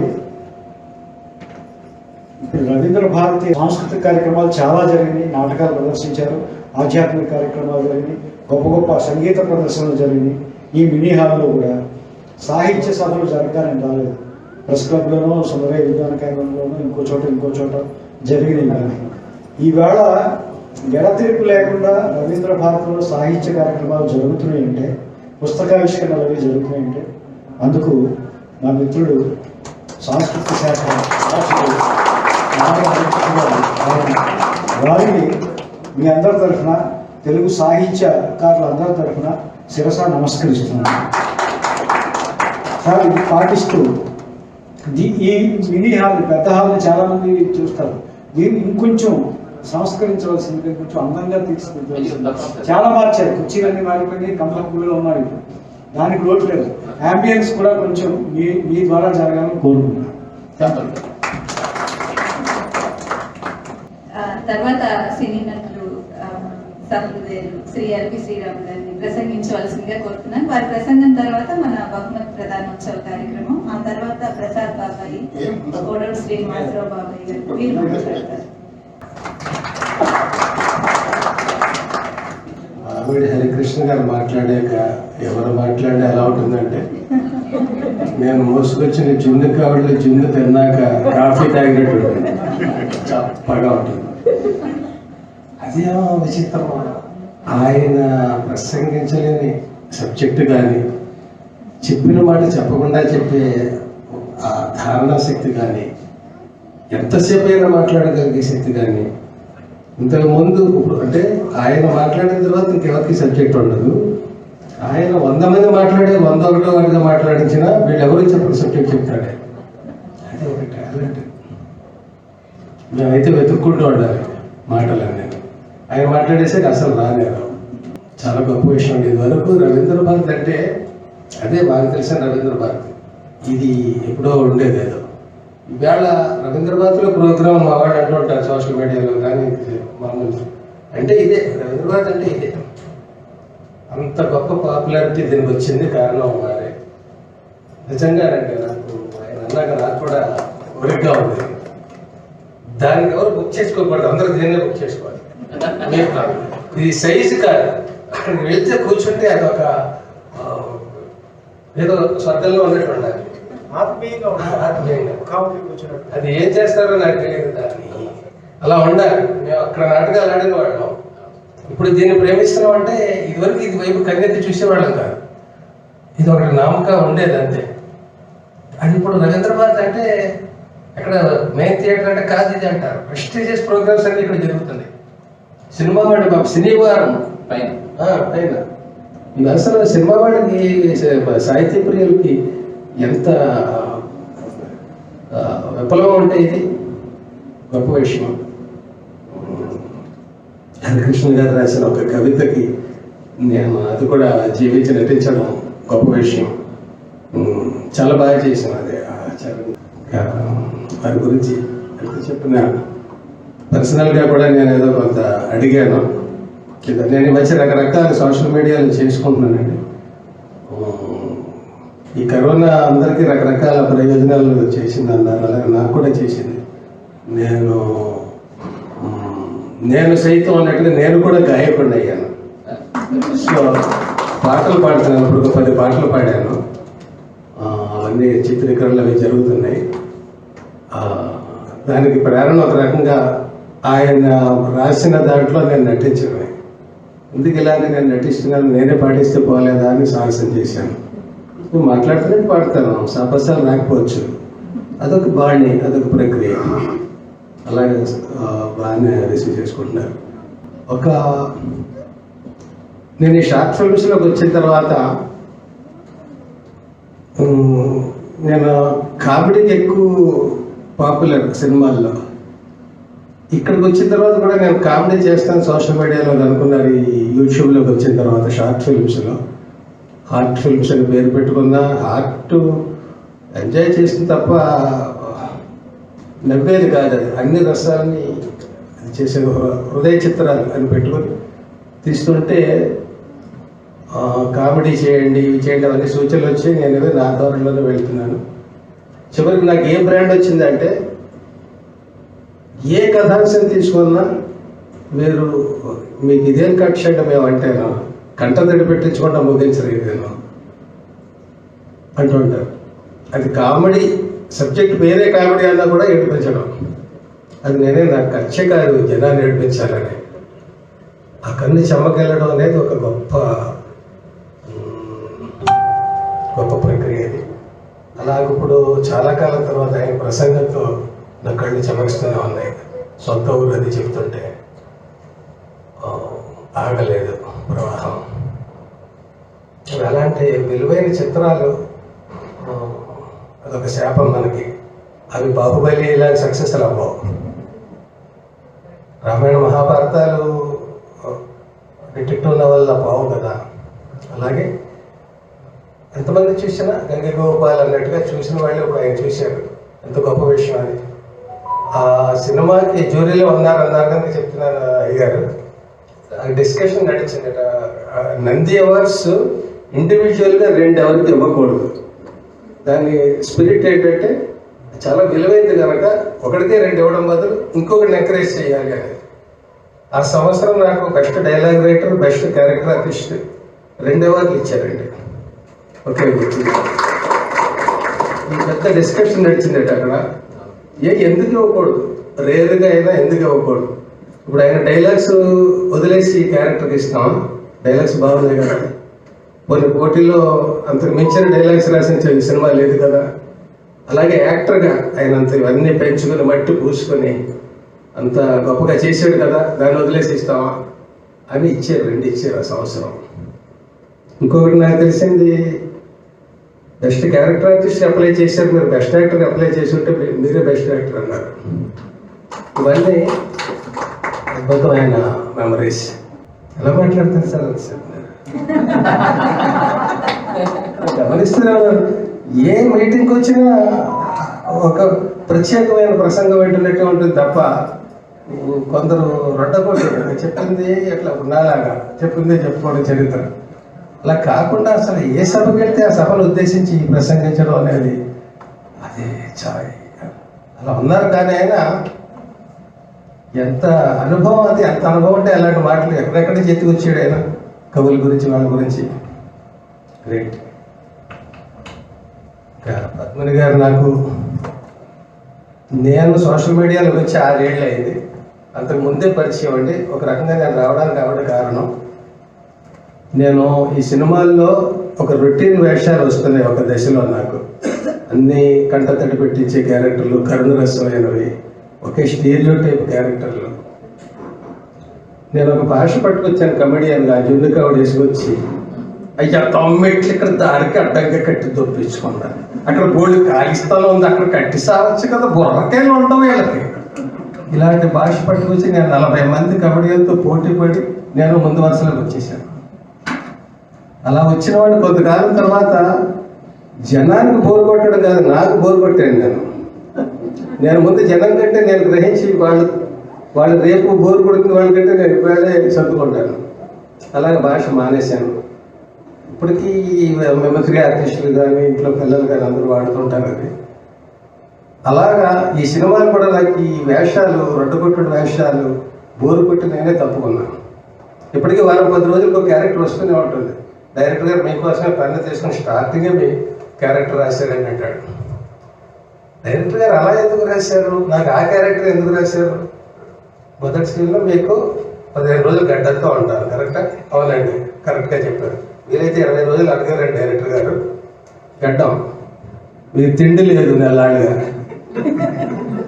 అంటే 40 రోజుల నుంచి అనుకున్నామండి, మీరు నిజంగా మానేసి వస్తారేమో క్యారెక్టర్ పోషించడానికి, మీరు అందరూ చచ్చిపోతారు కనుక 30 రోజులు పెట్టామంటారు. తర్వాత నా ఫ్యామిలీకి ఏదో అట్రాసిటీ జరుగుతుంది, విలన్స్ వచ్చేసి అటాక్ ఇచ్చేస్తారు, ఎత్తుకుపోతారు, పొడి చేస్తారు, ఏదో చేస్తారు. ఎట్ టైమ్స్ నా అదృష్టం బాగుంటే హీరో వచ్చి కాపాడుతాడు నన్ను. మా ఎల్పీ గారినా మీరు ఏమనుకుంటున్నారు నువ్వు, నేను ఇంత పెద్ద హీరో అని, చిన్న హీరో అయితే కుదురుతుంది కానీ ఇలా కుదురుదని నన్ను కాపాడతాడు. నేను ఇంకా బాబు అని వాడి కాళ్ళు పట్టుకోవడం లేదు, లేకపోతే ఇవేం జరగకపోతే 4వ ఫ్లోర్ నుంచి నేను భార్య దూకేయడం కింద. అవి పెద్ద పెద్ద హిట్లు. నేను క్యారెక్టర్ చెప్తే నేను అంటూ ఉంటాను, 2వ సీన్ ఇది కదా, 3వ సీన్ అట్రాసిటీ, 3వ సీన్ హీరో కాపాడడం, 4వ సీన్ కాపాడకపోతే మేము దూకేయడం, ఇంకా పెద్ద సక్సెస్ మీకు కావాలంటే నేను భార్యతో సహా దూకేయడం. ఏమిటి కర్మ, ఎన్ని వేషాలు! ఇప్పటికీ మీరు నమ్మరు, 10 రోజులకు వేషం వస్తుంది, బోల్డ్ డబ్బులు వస్తాయి చేస్తే. డబ్బుల కోసం నేను ఇక్కడికి రాలేదని, నేను డబ్బులు ఖర్చు పెట్టుకునే ప్రక్రియలోకి వచ్చాను ఈ షార్ట్ ఫిల్మ్స్ అని. ఇవి వచ్చే ముందు ఈవెన్ అడిగానండి, అప్పటికే బాగా ఫ్రెండ్ నాకు, ఇక్కడే మనకు వచ్చాం కదా ఒకసారి, ఏమంటే నాకు చాలా వెల్ విషరు, నా బాగోగులు మంచి మంచి సలహాలు ఇస్తుంటారు ఆవిడ. ఇలాగుంది పరిస్థితి. నేను నాటక రంగం నుంచి వచ్చాను, నేను అనుకున్నట్టు రాసుకుని అనుకున్నట్టు యాక్ట్ చేసి అలా చేసుకున్నవాడిని. ఇప్పుడు పరాధీనం అయిపోయింది నా బతుకు, మళ్ళీ నా స్వాధీనం కావాలంటే ఏం చేయాలి? నాకు ఈ యూట్యూబ్లో షార్ట్ ఫిల్మ్స్ అని చేయాలని ఉంది. మీ సలహా ఏంటంటే, చాలా ఇన్స్పైరింగ్గా మాట్లాడారు, గొప్ప ఆలోచన అండి, ఎవరు చెయ్యరు అలాంటివి, మీలాంటి వాళ్ళే చెయ్యొచ్చు. మరి ఎలాంటి డబ్బులు పోతాయి కదా, ఇందులో రావు కదా అన్న. అది కరెక్టే. అప్పుడు మీరు పని చేయండి, డబ్బులు పోతాయి అనేది ఫిక్స్ అయిపోండి, డబ్బులు రావు అనేది. అయితే ఎంత పోతే మీకు సౌకర్యం? 1 కోటి రూపాయల, 1,00,000 రూపాయల, 10 రూపాయల, 10 రూపాయల సౌకర్యం, 10 రూపాయలతో తీయండి. 1,00,000 రూపాయలు, 1,00,000 రూపాయలతో తీయండి. మీరు హ్యాపీగా ఇది కొనసాగించే స్తోమత మీకు ఉన్న రేంజ్లోనే తీయండి. ఈ షార్ట్ ఫిల్మ్కి ఇన్ని కోట్లు పెట్టాలి, ఇన్ని లక్షలు పెట్టాలి నేను రూల్ లేదు. ఒక సెల్ ఫోను, ఒక గేది కాసుకునేవాడు ఉంటే చాలు, దాంతో అలా ఒక సినిమా తీసేయచ్చు. అట్లా మరి షార్ట్ ఫిల్మ్స్ కదా, చిన్న చిన్న అంశాలు చెప్తారు, అలా తీయండి అంటే అలా మొదలుపెట్టాను నేను. మొదలుపెట్టి నేను వచ్చినప్పుడు అంతా బ్యాడ్ కంటెంట్ ఉండేది. అవన్నీ దాటుకుని నా దగ్గరికి వచ్చేటప్పుడు దారి తప్పిపోయేవారు జనాలు. ఇప్పుడు లక్కీగా అందరూ పెద్ద పెద్ద వాళ్ళందరూ చాగంటి వారు, ఎరుకుపేట వారు, బాలసుబ్రహ్మణ్యం గారు, ఇలా ఎట్టి చూసిన అందరూ నా చుట్టూ గుడ్ కంటెంట్ ఉంటుంది. నేను అందులో ఒకండి. 6 ఏళ్ల క్రితం మొదలుపెట్టే కనుక ఇవాళ సీనియర్ అందులో. సోషల్ మీడియాలో కూడా ముందు వరుసలో ఉన్నా. సో దానికి కారణం ఆవిడ సలహా ఇచ్చి ఉండకపోతే భయపడి మానేసేవాడిని. మానేస్తే 50 సినిమాలు తీసాను. అప్పటికి చరిత్ర ఉండేది కాదు. ఇంకా వెబ్ ఫిల్మ్స్ చేస్తున్నాను, ఓటీటీలో చేస్తున్నాను, సొంతంగా కవి సామ్రాట్ దాన్ని ఓటీటీ ప్లాట్ఫామ్ కోసం చేశాను. ఇలా ఏ కొత్త ప్రక్రియ వస్తే అందులో ఎంటర్ అవుతూ ఉండటం. మీరు ఎంట్రీ కారణం ఇలాంటి ప్రోత్సాహం ఇవన్నీనండి. ఇంకా నవల గురించి మాట్లాడాలంటే 60 మంది ఆ పుస్తకం నేను చదవదలుచుకున్నాను. ఎందుకంటే నేను పుస్తకం చదవలేను, 2 పేజీలు దాటి చదవలేను. మరి నేను రచయితను, అదే బ్యాడ్ లక్. ఎందుకంటే చిన్నప్పటి నుంచి నాకు సంసార ఈతి బాధలు.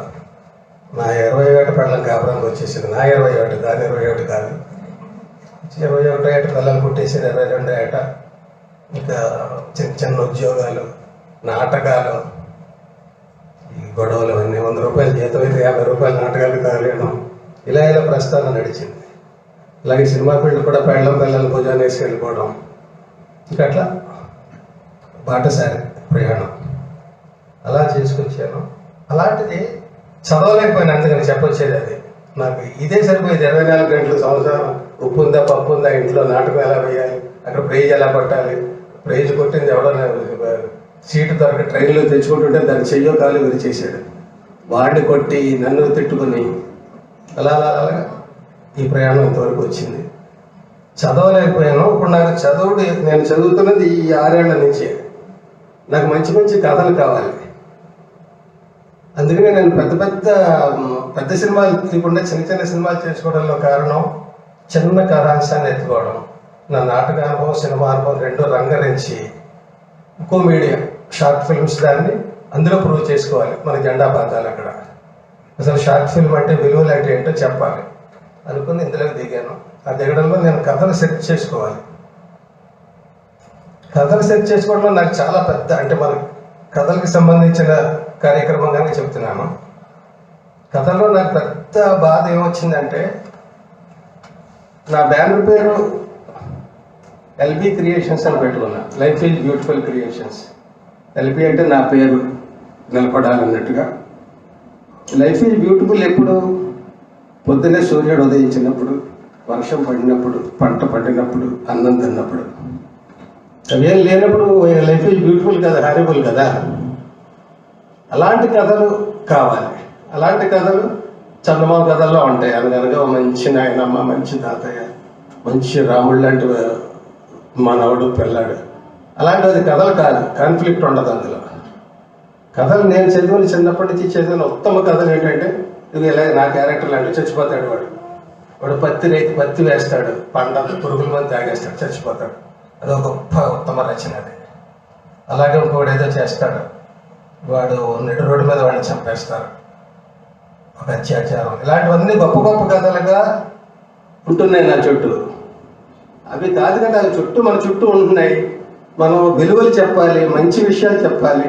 మంచి విషయాల్లో కాన్ఫ్లిక్ట్ ఉండదు, కానీ ఆ కాన్ఫ్లిక్ట్ పట్టుకోవాలి, ఎమోషన్ అందరూ చూపించాలి. ఇవన్నీ చేయాలంటే ఆ కథలు దొరకడం కష్టం.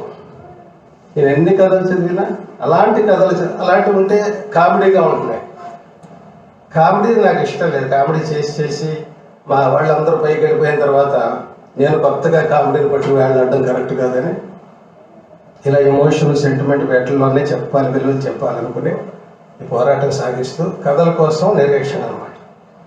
అలాంటి కథల్లో ఒక మంచి రైతు, మంచి ఉపాధ్యాయుడు, మంచి నాన్న, ఇలాంటి ఎంతమంది ఉంటారు. ఎన్ని కథలు చెప్తాం నాన్న మీద, ఒక రైతు మీద.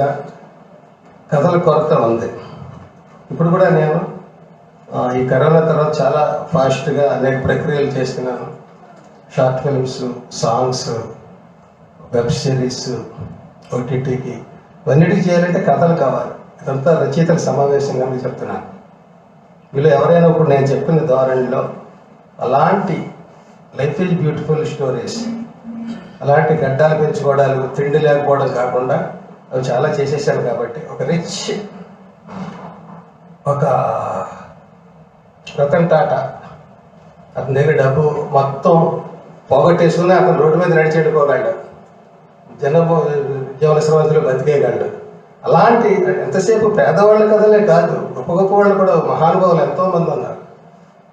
వాళ్ళ జీవితం, వాళ్ళ విలువలు ఏంటి వాళ్ళు పోషిస్తున్నవి, ఇలాంటివి కూడా చెప్పాలి. అవి ఎక్కువ మంది టచ్ చేయట్లేదు. అవి చేస్తే రిచెస్ట్ పర్సన్ ఎవడంటే మన సినిమాల్లో వెళ్ళన్నా. విలన్ చాలా ఖరీదైన వాడు, ఏమైనా కొనేయగలడు వాడు. అలా కాదు, విలన్సే కాదు, హీరోస్ కూడా ఉన్నారు రిచ్ పీపుల్లో. ఇవన్నీ అనేక పార్శ్వాలు సృష్టించాలి. చెయ్యాలంటే రైటర్స్ కావాలి. నేను ఎవరైనా నాకు కథ చేయమని అడుగుతారు, ఒక్క కథ ఇవ్వండి చదువుతాను, నాకు టైం పడుతుందంటే వాళ్ళ సంకలనాలు 4 ఉంటాయి, 4 ఇస్తూ ఉంటారు. నేను ఒకటే చదవలేను, 4 సంకలనాలు ఎక్కడ చదవగలను. నాకు ఒక ది బెస్ట్ కథలు 2 టిక్ పెట్టి ఇవ్వండి అంటాను విషయ సూచికలో. ఒక్కొక్క దాంట్లో 10 కథలు ఉన్నాయనుకోండి, 4 సంకలనాలు 100. ఆ 100లో ఏవో 2 టిక్ పెట్టి ఇవ్వమంటాను. వాళ్ళు ఒక్కొక్క బుక్లో 2 వదిలేసి మిగతా అవన్నీ టిక్కులు పెట్టిస్తారు. ఎందుకంటే ఎవరి కథ, నా షార్ట్ ఫిల్మ్స్ నాకు ఇంట్రెస్ట్, అన్ని గొప్పవే. అలాగే ఏమో శ్రీరామ్ గారు ఇది బాగా తీస్తాడేమో, అది బాగా తీస్తాడు, నా అన్ని గొప్ప కథలే కదా, నాదే గొప్పది కాదని ఎందుకు అనుకుంటాం అని టిక్కులు పెడతారు. అప్పుడు నేను పక్కన పెట్టేయడం తప్ప చదవలేను. అది ఇలా నా ప్రాబ్లం. నాకు ఇది నేను చేయడానికి ఎంతైనా ఉత్సాహం ఉంది. వయసు ఎంత ఎక్కువైనా ఆరోగ్యం కూడా దేవుడి దగ్గర ప్రస్తుతానికి ఉంది, చేసే ఉత్సాహం ఉంది. నాకు సెంచరీ కొడతానని నమ్మకం ఉంది వయసులో, ఆరోగ్యంలో. కథలు ఇప్పుడు కాదు, మంచి కథలు నాకు దొరికి మంచి చిత్రాలు తీసినప్పుడు నేను బతుకుండాల్సింది అలాంటి చిత్రాలు తీయడం కోసం. వేరే దగ్గర పనేం లేదు. చాలా చూసేసాను జీవితం. ఈ హైదరాబాద్ రోడ్లన్నీ సైకిల్ అప్పట్లో ఎక్కి దిగాను కొండలు. సైకిల్ ఒక 50 రూపాయలు ఉద్యోగం చేసుకుంటూ ఎక్కడ ఉద్యోగం పోతుందని పోయేది అలా నాటకాల వల్ల. మళ్ళీ ఇంకోటి వెతుక్కోవడం, డక్కనకలు ఉండేది మాకు. అప్లికేషన్ పెట్టుకోవడం, సిచ్యుయేషన్ వేయకండి, మళ్ళీ వెతుక్కోవడం. పిల్లలు వాళ్ళకి ఒక నెలలు మళ్ళీ ఇంకో ఉద్యోగం దొరకడానికి పడుతుంది. ఈ మధ్యలో అప్పు చేయాలి, అప్పు చేస్తే తీర్చేదాకా నిద్రపడదు. ఇవన్నీ గోల. ఇలా ఉండేది. ఇవన్నీ చూసేసాం. హైదరాబాద్లో నేను 1970లో వచ్చాను ఊరు. గురువు గారు ఆయన కంటే నేను సీనియర్ ఏమో హైదరాబాద్కి. 70 నుంచి హైదరాబాద్ నాది. కాబట్టి ఈ రవీంద్రబాద్లో ఎన్ని ప్రోగ్రాంలు ఇచ్చాం, అన్ని కామన్మైన సమస్యలు అన్నమాట. మనకి అనుభవం అదే కదా ఎక్కువ. అవే నాటకాలు ఆడి చప్పట్లు కొట్టుకున్నాం. అలా జరిగినవి. ఇదండి నా ప్రయాణం. రైటర్స్ వెల్కమ్ ఎప్పుడైనా సరే. నా అడ్రస్ పద్మని గారి ద్వారా కానీ నా ద్వారా కానీ మెయిల్ చేయడం కానీ, లేదా వాట్సాప్లో పంపడాలు, సంకలనాలు ఇవ్వడాలు, అలా కాకుండా ఇప్పుడు డీటెయిల్గా ఎందుకు చెప్పారంటే ఈ సభ నాది కాదు, వేళది. చొరవ తీసుకుని నా సొంత మాటలు మాట్లాడేసాను ఇక్కడ. ఇది కూడా కవిత్వానికి, రచనలకు సంబంధించే కాబట్టి చెప్పాను. మనందరం కలిసి మంచి నేను గొప్ప సినిమాలు తీయడానికి మీరు సహకరించగలరు, అందుకని చెప్తున్నాను. మంచిగా ఎవరైనా ఉంటాం, మంచి కథ, నేనే కొత్త క్యారెక్టర్ చేస్తే బాగుంటుంది. మీరు అందులో మీ పాత కథలు సెలెక్ట్ చేయడం కంటే కొత్తగా ఈవేళ కాంటెంపరీగా ఏం జరుగుతుంది దాన్ని మళ్ళీ ఒకసారి పెన్ను పెట్టండి, 4 పేజీలు రాసేవాడు నాకు, దాన్ని నేను మర్చిపోతాను. పాతవి టిక్ పెట్టి ఇవ్వడం ఇంకా అది సెకండరీ. ఫస్ట్గా ఆలోచించండి, ఎల్వి శ్రీరామ్ ఎలా కనపడుతున్నాడు, ఇదని ఎలా చూపిద్దాం. ఇలా చూపించడానికి నేను ఎలా చూపించబడ్డానో నా కథలు, నా షార్ట్ ఫిల్మ్స్ కొన్ని చూడండి, ఒక 10-20 చూడండి, ఒక 10-15 నిమిషాలు ఉంటాయి. అలా మనందరం కలిసి ముందుకు వెళ్తాం. గొప్ప ఇలా 60 మంది రాశారు ఇందులో. అలా మనం 60 సినిమాలు తీద్దాం అలాంటివి. సో ఇది నేను చెప్పదలుచుకున్నది. దీనికోసం మాత్రం నేను రాలేదు. వచ్చే మంచి విషయాలు ఏం చెప్పచ్చు అనుకుంటే నాకు ఇది తట్టింది. ఇది మాత్రం అభినందనలు. ఆవిడ ఇలాంటివి చేస్తారు సాహసాలని నేను చేశారు కాబట్టి ఆవిడ నా ఫ్రెండ్ అయ్యారు. ఐడియాలజీ కనెక్ట్ అవ్వడం అంతే. చైతన్య ప్రసాద్ గారు అంటే నాకు ఒక స్పెషల్ అడ్మిరేషన్. చాలా కాలంగా మేము ప్రత్యక్షంగా కంటే పరోక్షంగా ఎక్కువ మిత్రులం. చాలా టైం తీసుకున్నాను, అరగంట గంట ఉండలేను అన్నట్టుగా. నేను ఇంపార్టెంట్ పనికి వెళ్ళాలి. ఎంత ఇంపార్టెంట్ పని అయినా ఆయన వెళ్ళాల్సినంత ఇంపార్టెంట్ పని కాదు కాబట్టి నేను మాట్లాడలేదు. థ్యాంక్ యూ అండి, థ్యాంక్ యూ.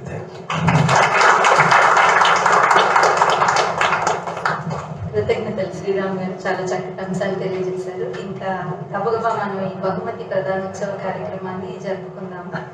గట్టిగా ఒక 20-25 మంది వచ్చున్నారండి వాళ్ళ 60 మందిలో. వారందరికీ గబగబా మీ చేతుల మీదుగా సత్కారం చేస్తే గనక వారందరికీ అదొక మంచి జ్ఞాపకంగా ఉంటుంది. ఈ కార్యక్రమం అయ్యాక మన సభని ముగిద్దామండి. వెళ్ళేటప్పుడు బయట పుస్తకాలు ఉన్నాయి, ఆసక్తి ఉన్న వాళ్ళు తీసుకోవచ్చు. అలాగే స్నాక్స్, టీ అన్నీ ఉన్నాయి, దయచేసి తీసుకుని వెళ్లాల్సిందిగా. మనం ఇంకా వరుసగా మన సన్మాన కార్యక్రమం మనం ముగించుకుంటాం. ఒక్క మాట అండి, నేను చాలా షవరింగ్గా మాట్లాడాను. ఇప్పటికీ స్టేజ్ ఫియర్. నేను అన్ని 100 సంవత్సరాలు నటించినా కూడా నాకు స్టేజ్ ఫియర్ పోదు. ఒక ఆస్కార్ బెస్ట్ యాక్ట్రెస్ వచ్చింది ఒక ఆవిడని అవార్డు తీసుకుని మాట్లాడమన్నారు. మాట్లాడమంటే ఆ కెమెరా ముందు నిలబడి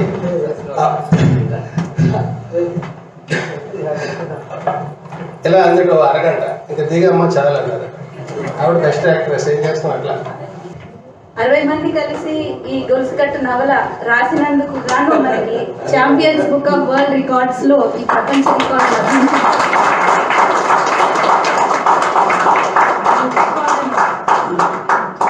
వారి సందర్భంగా ఈ ట్రోఫీని, ఈ గోల్డ్ మెడల్ ని కూడా మనకు అందించారు అచ్చంగా తెలుగు ప్రచురణలు సంస్థకి.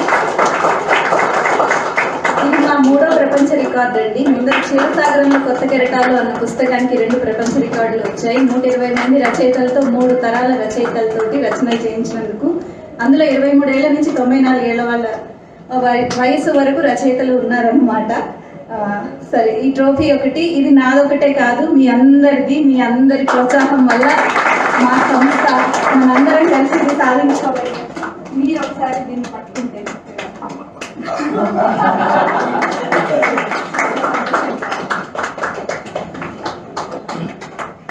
ఒక్కొక్కరిని పిలుస్తాను. సుభా వారణాసి గారు, వీరు హైదరాబాద్ వాస్తవ్యులు. వీరిని సాధారణంగా వేదిక మీద ఆహ్వానిస్తున్నారు.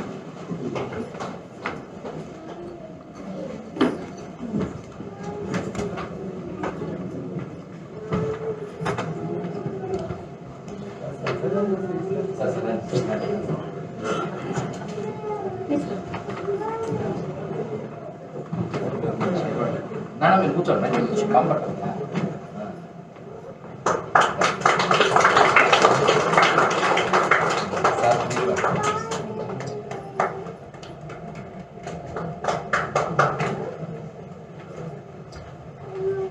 తర్వాత కిషోర్ కుమార్ మల్లిపూడి గారు, ఈ సోదరులు కుటుంబ సమేతంగా బెంగళూరు నుంచి ప్రత్యేకించి ఈ కార్యక్రమానికి వచ్చారు.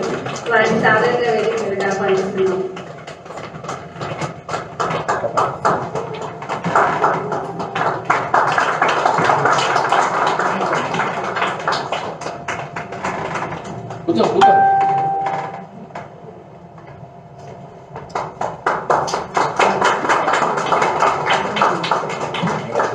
తర్వాత దాస శ్రీహరి శాఖపర్తి, హైదరాబాద్ వాస్తవ్యులు.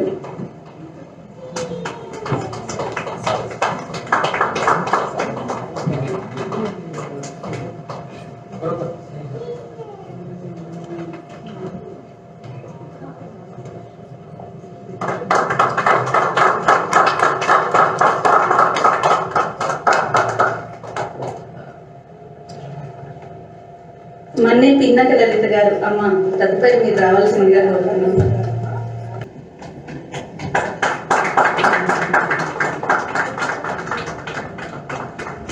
ఈ మానసవీణ గొలుసుకట్టు నవల్లో 3 దంపతులు పాల్గొన్నారు అని తెలియజేశాను కదా. పెద్దలు పెయ్యేటి రంగారావు గారు, పెయ్యేటి శ్రీదేవి గారు, అలాగే విజయవాడ వాస్తవ్యులైన కరణం కళ్యాణ్ కృష్ణ కుమార్ గారు, కరణం రమా గాయత్రి గారు. వీరిలో కరణం కళ్యాణ్ కృష్ణ కుమార్ గారు ఇక్కడికి వచ్చినారు. అలాగే ప్రతాప్ సుబ్బారాయుడు గారు, పివిఎల్ సుజాత గారు, వారు అనుకోని కారణాల వల్ల ఈ రోజున రాలేకపోయామని తెలియజేశారు. కరణం కళ్యాణ్ కృష్ణ కుమార్ గారిని సాధారణంగా వేదిక మీదకి ఆహ్వానిస్తున్నాను. అచ్చంగా తెలుగు మొదలైన కొత్తల్లో వీరు అనేక కార్యక్రమాల్లో దండుగా నిలిచారు. అనేక విధాలుగా అక్షరం ద్వారా, ఇతర మార్గాల ద్వారా కూడా అనేక విధాలుగా సహకారం అందించి ఈ సంస్థ నిలబడడానికి ఒక మూల స్తంభంగా కారకులయ్యారు.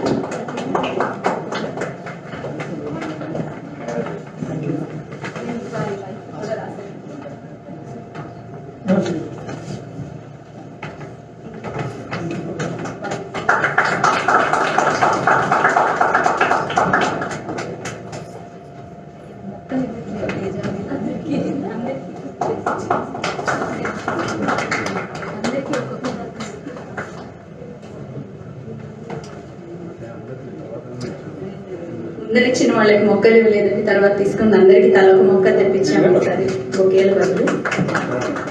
డాక్టర్ అరుణ పరంధాముల మీరు ఇచ్చేసారండి ఇక్కడికి? లేదు కదా. వివివి కామేశ్వరి గారు పెద్దలు, వారిని ఆహ్వానిస్తారు. సార్ ఒక్కసారి ప్లీజ్ సార్. కామేశ్వరి గారు రండి అమ్మా.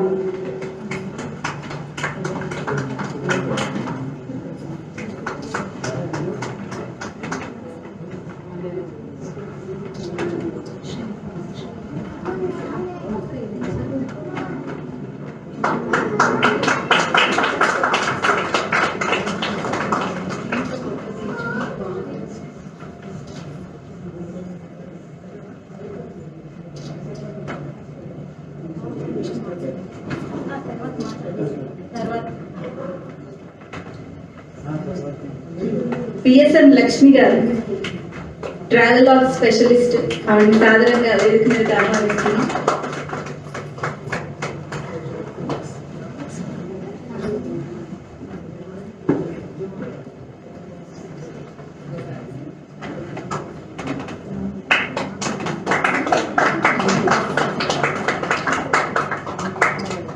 ఆరోగ్యం బాగోకపోయినా ఈ మధ్యనే కోలుకున్నా కూడా ఆవిడ వచ్చారు ఓపిక చేసుకుని మన సభకి. కృతజ్ఞతలు.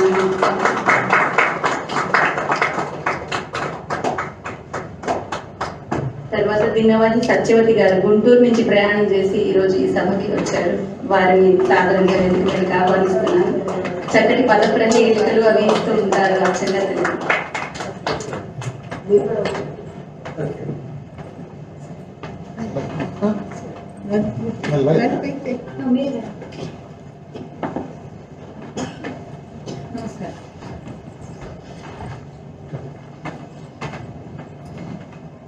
తర్వాత అందరూ ఒక్కొక్క మొక్క తీసుకోండి. మొక్కలు ఇక్కడ పెట్టున్న ఇబ్బంది అవుతుందని చేతికి ఇవ్వట్లేదు.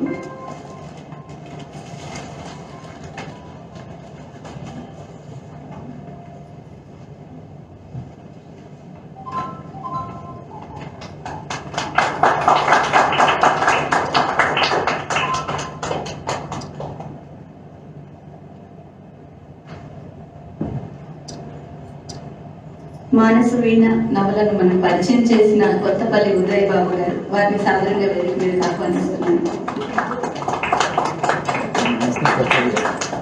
నమస్కారం సార్, మాట్లాడండి. అందరికీ మాట్లాడే అవకాశం తర్వాత ఇస్తాను. ఈ బహుమతి ప్రదానోత్సవ కార్యక్రమం అయిపోయాక.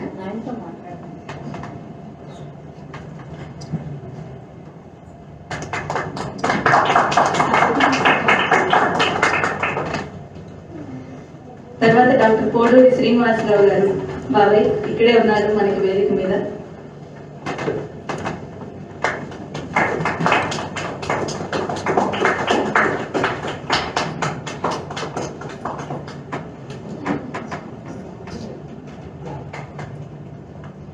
ములుగు లక్ష్మీ మైథిలి గారు.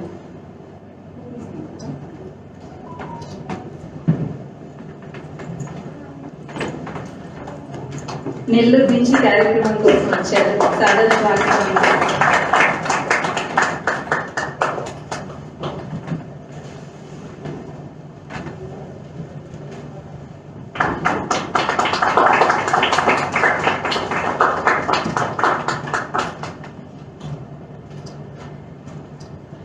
పూర్ణిమ మొక్కపాటి, తను రేడియోలో నేను ప్రోగ్రామ్ డైరెక్టర్గా ఉన్నప్పుడు తను కూడా మా టీంలో ఉండేది. ఇప్పటికీ అద్భుతమైన కార్యక్రమం చేస్తుంది. ఆర్జే వెన్నెలగా ఇప్పటికీ మైండ్ మీడియాలో అందరు ఎదురు చూస్తుంటారు. సాయంత్రం 5, 6 ఎప్పుడు వస్తుందా, తన ప్రోగ్రామ్ ఎప్పుడు వస్తుందా అని.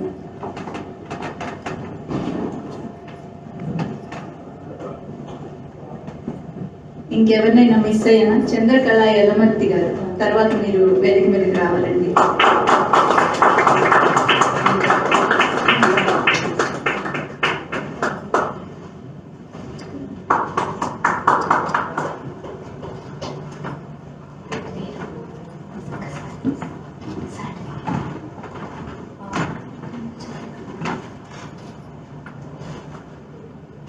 ఇంకెవరినన్నా మిస్ అయితే కొంచెం ముందుకు రావాల్సిందిగా కోరుతున్నాను. లలిత గారు,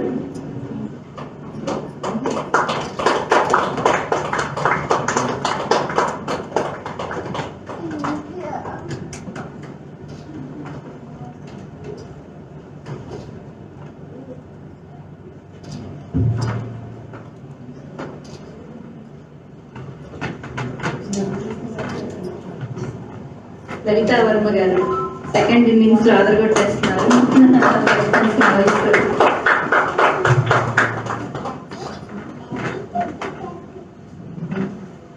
ఇంకెవరైనా ఉన్నారండి అక్కడ మిస్ నవ్వితే చెప్తాం.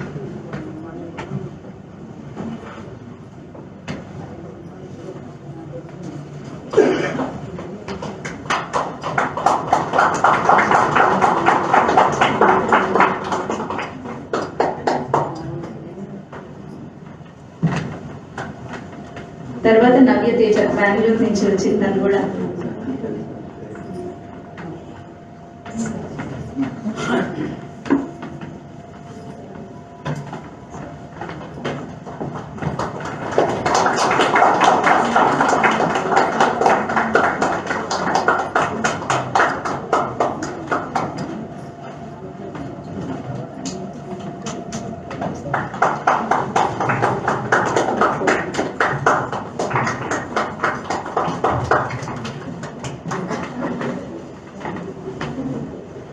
చివరిగా నేనేనండి మొట్టమొదట ఈ నవల మొదలు పెట్టింది. నేను కూడా వరుసలో ఉన్నాను కాబట్టి నేను కూడా చేసుకుంటాను.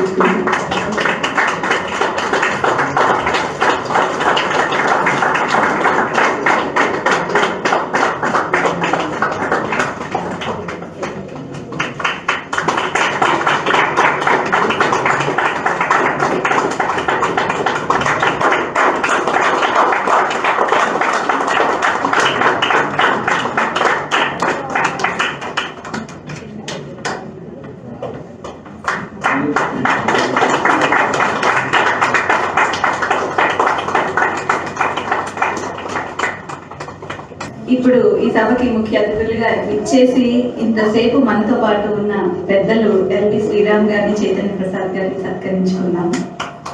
శ్రీరామ్ గారు.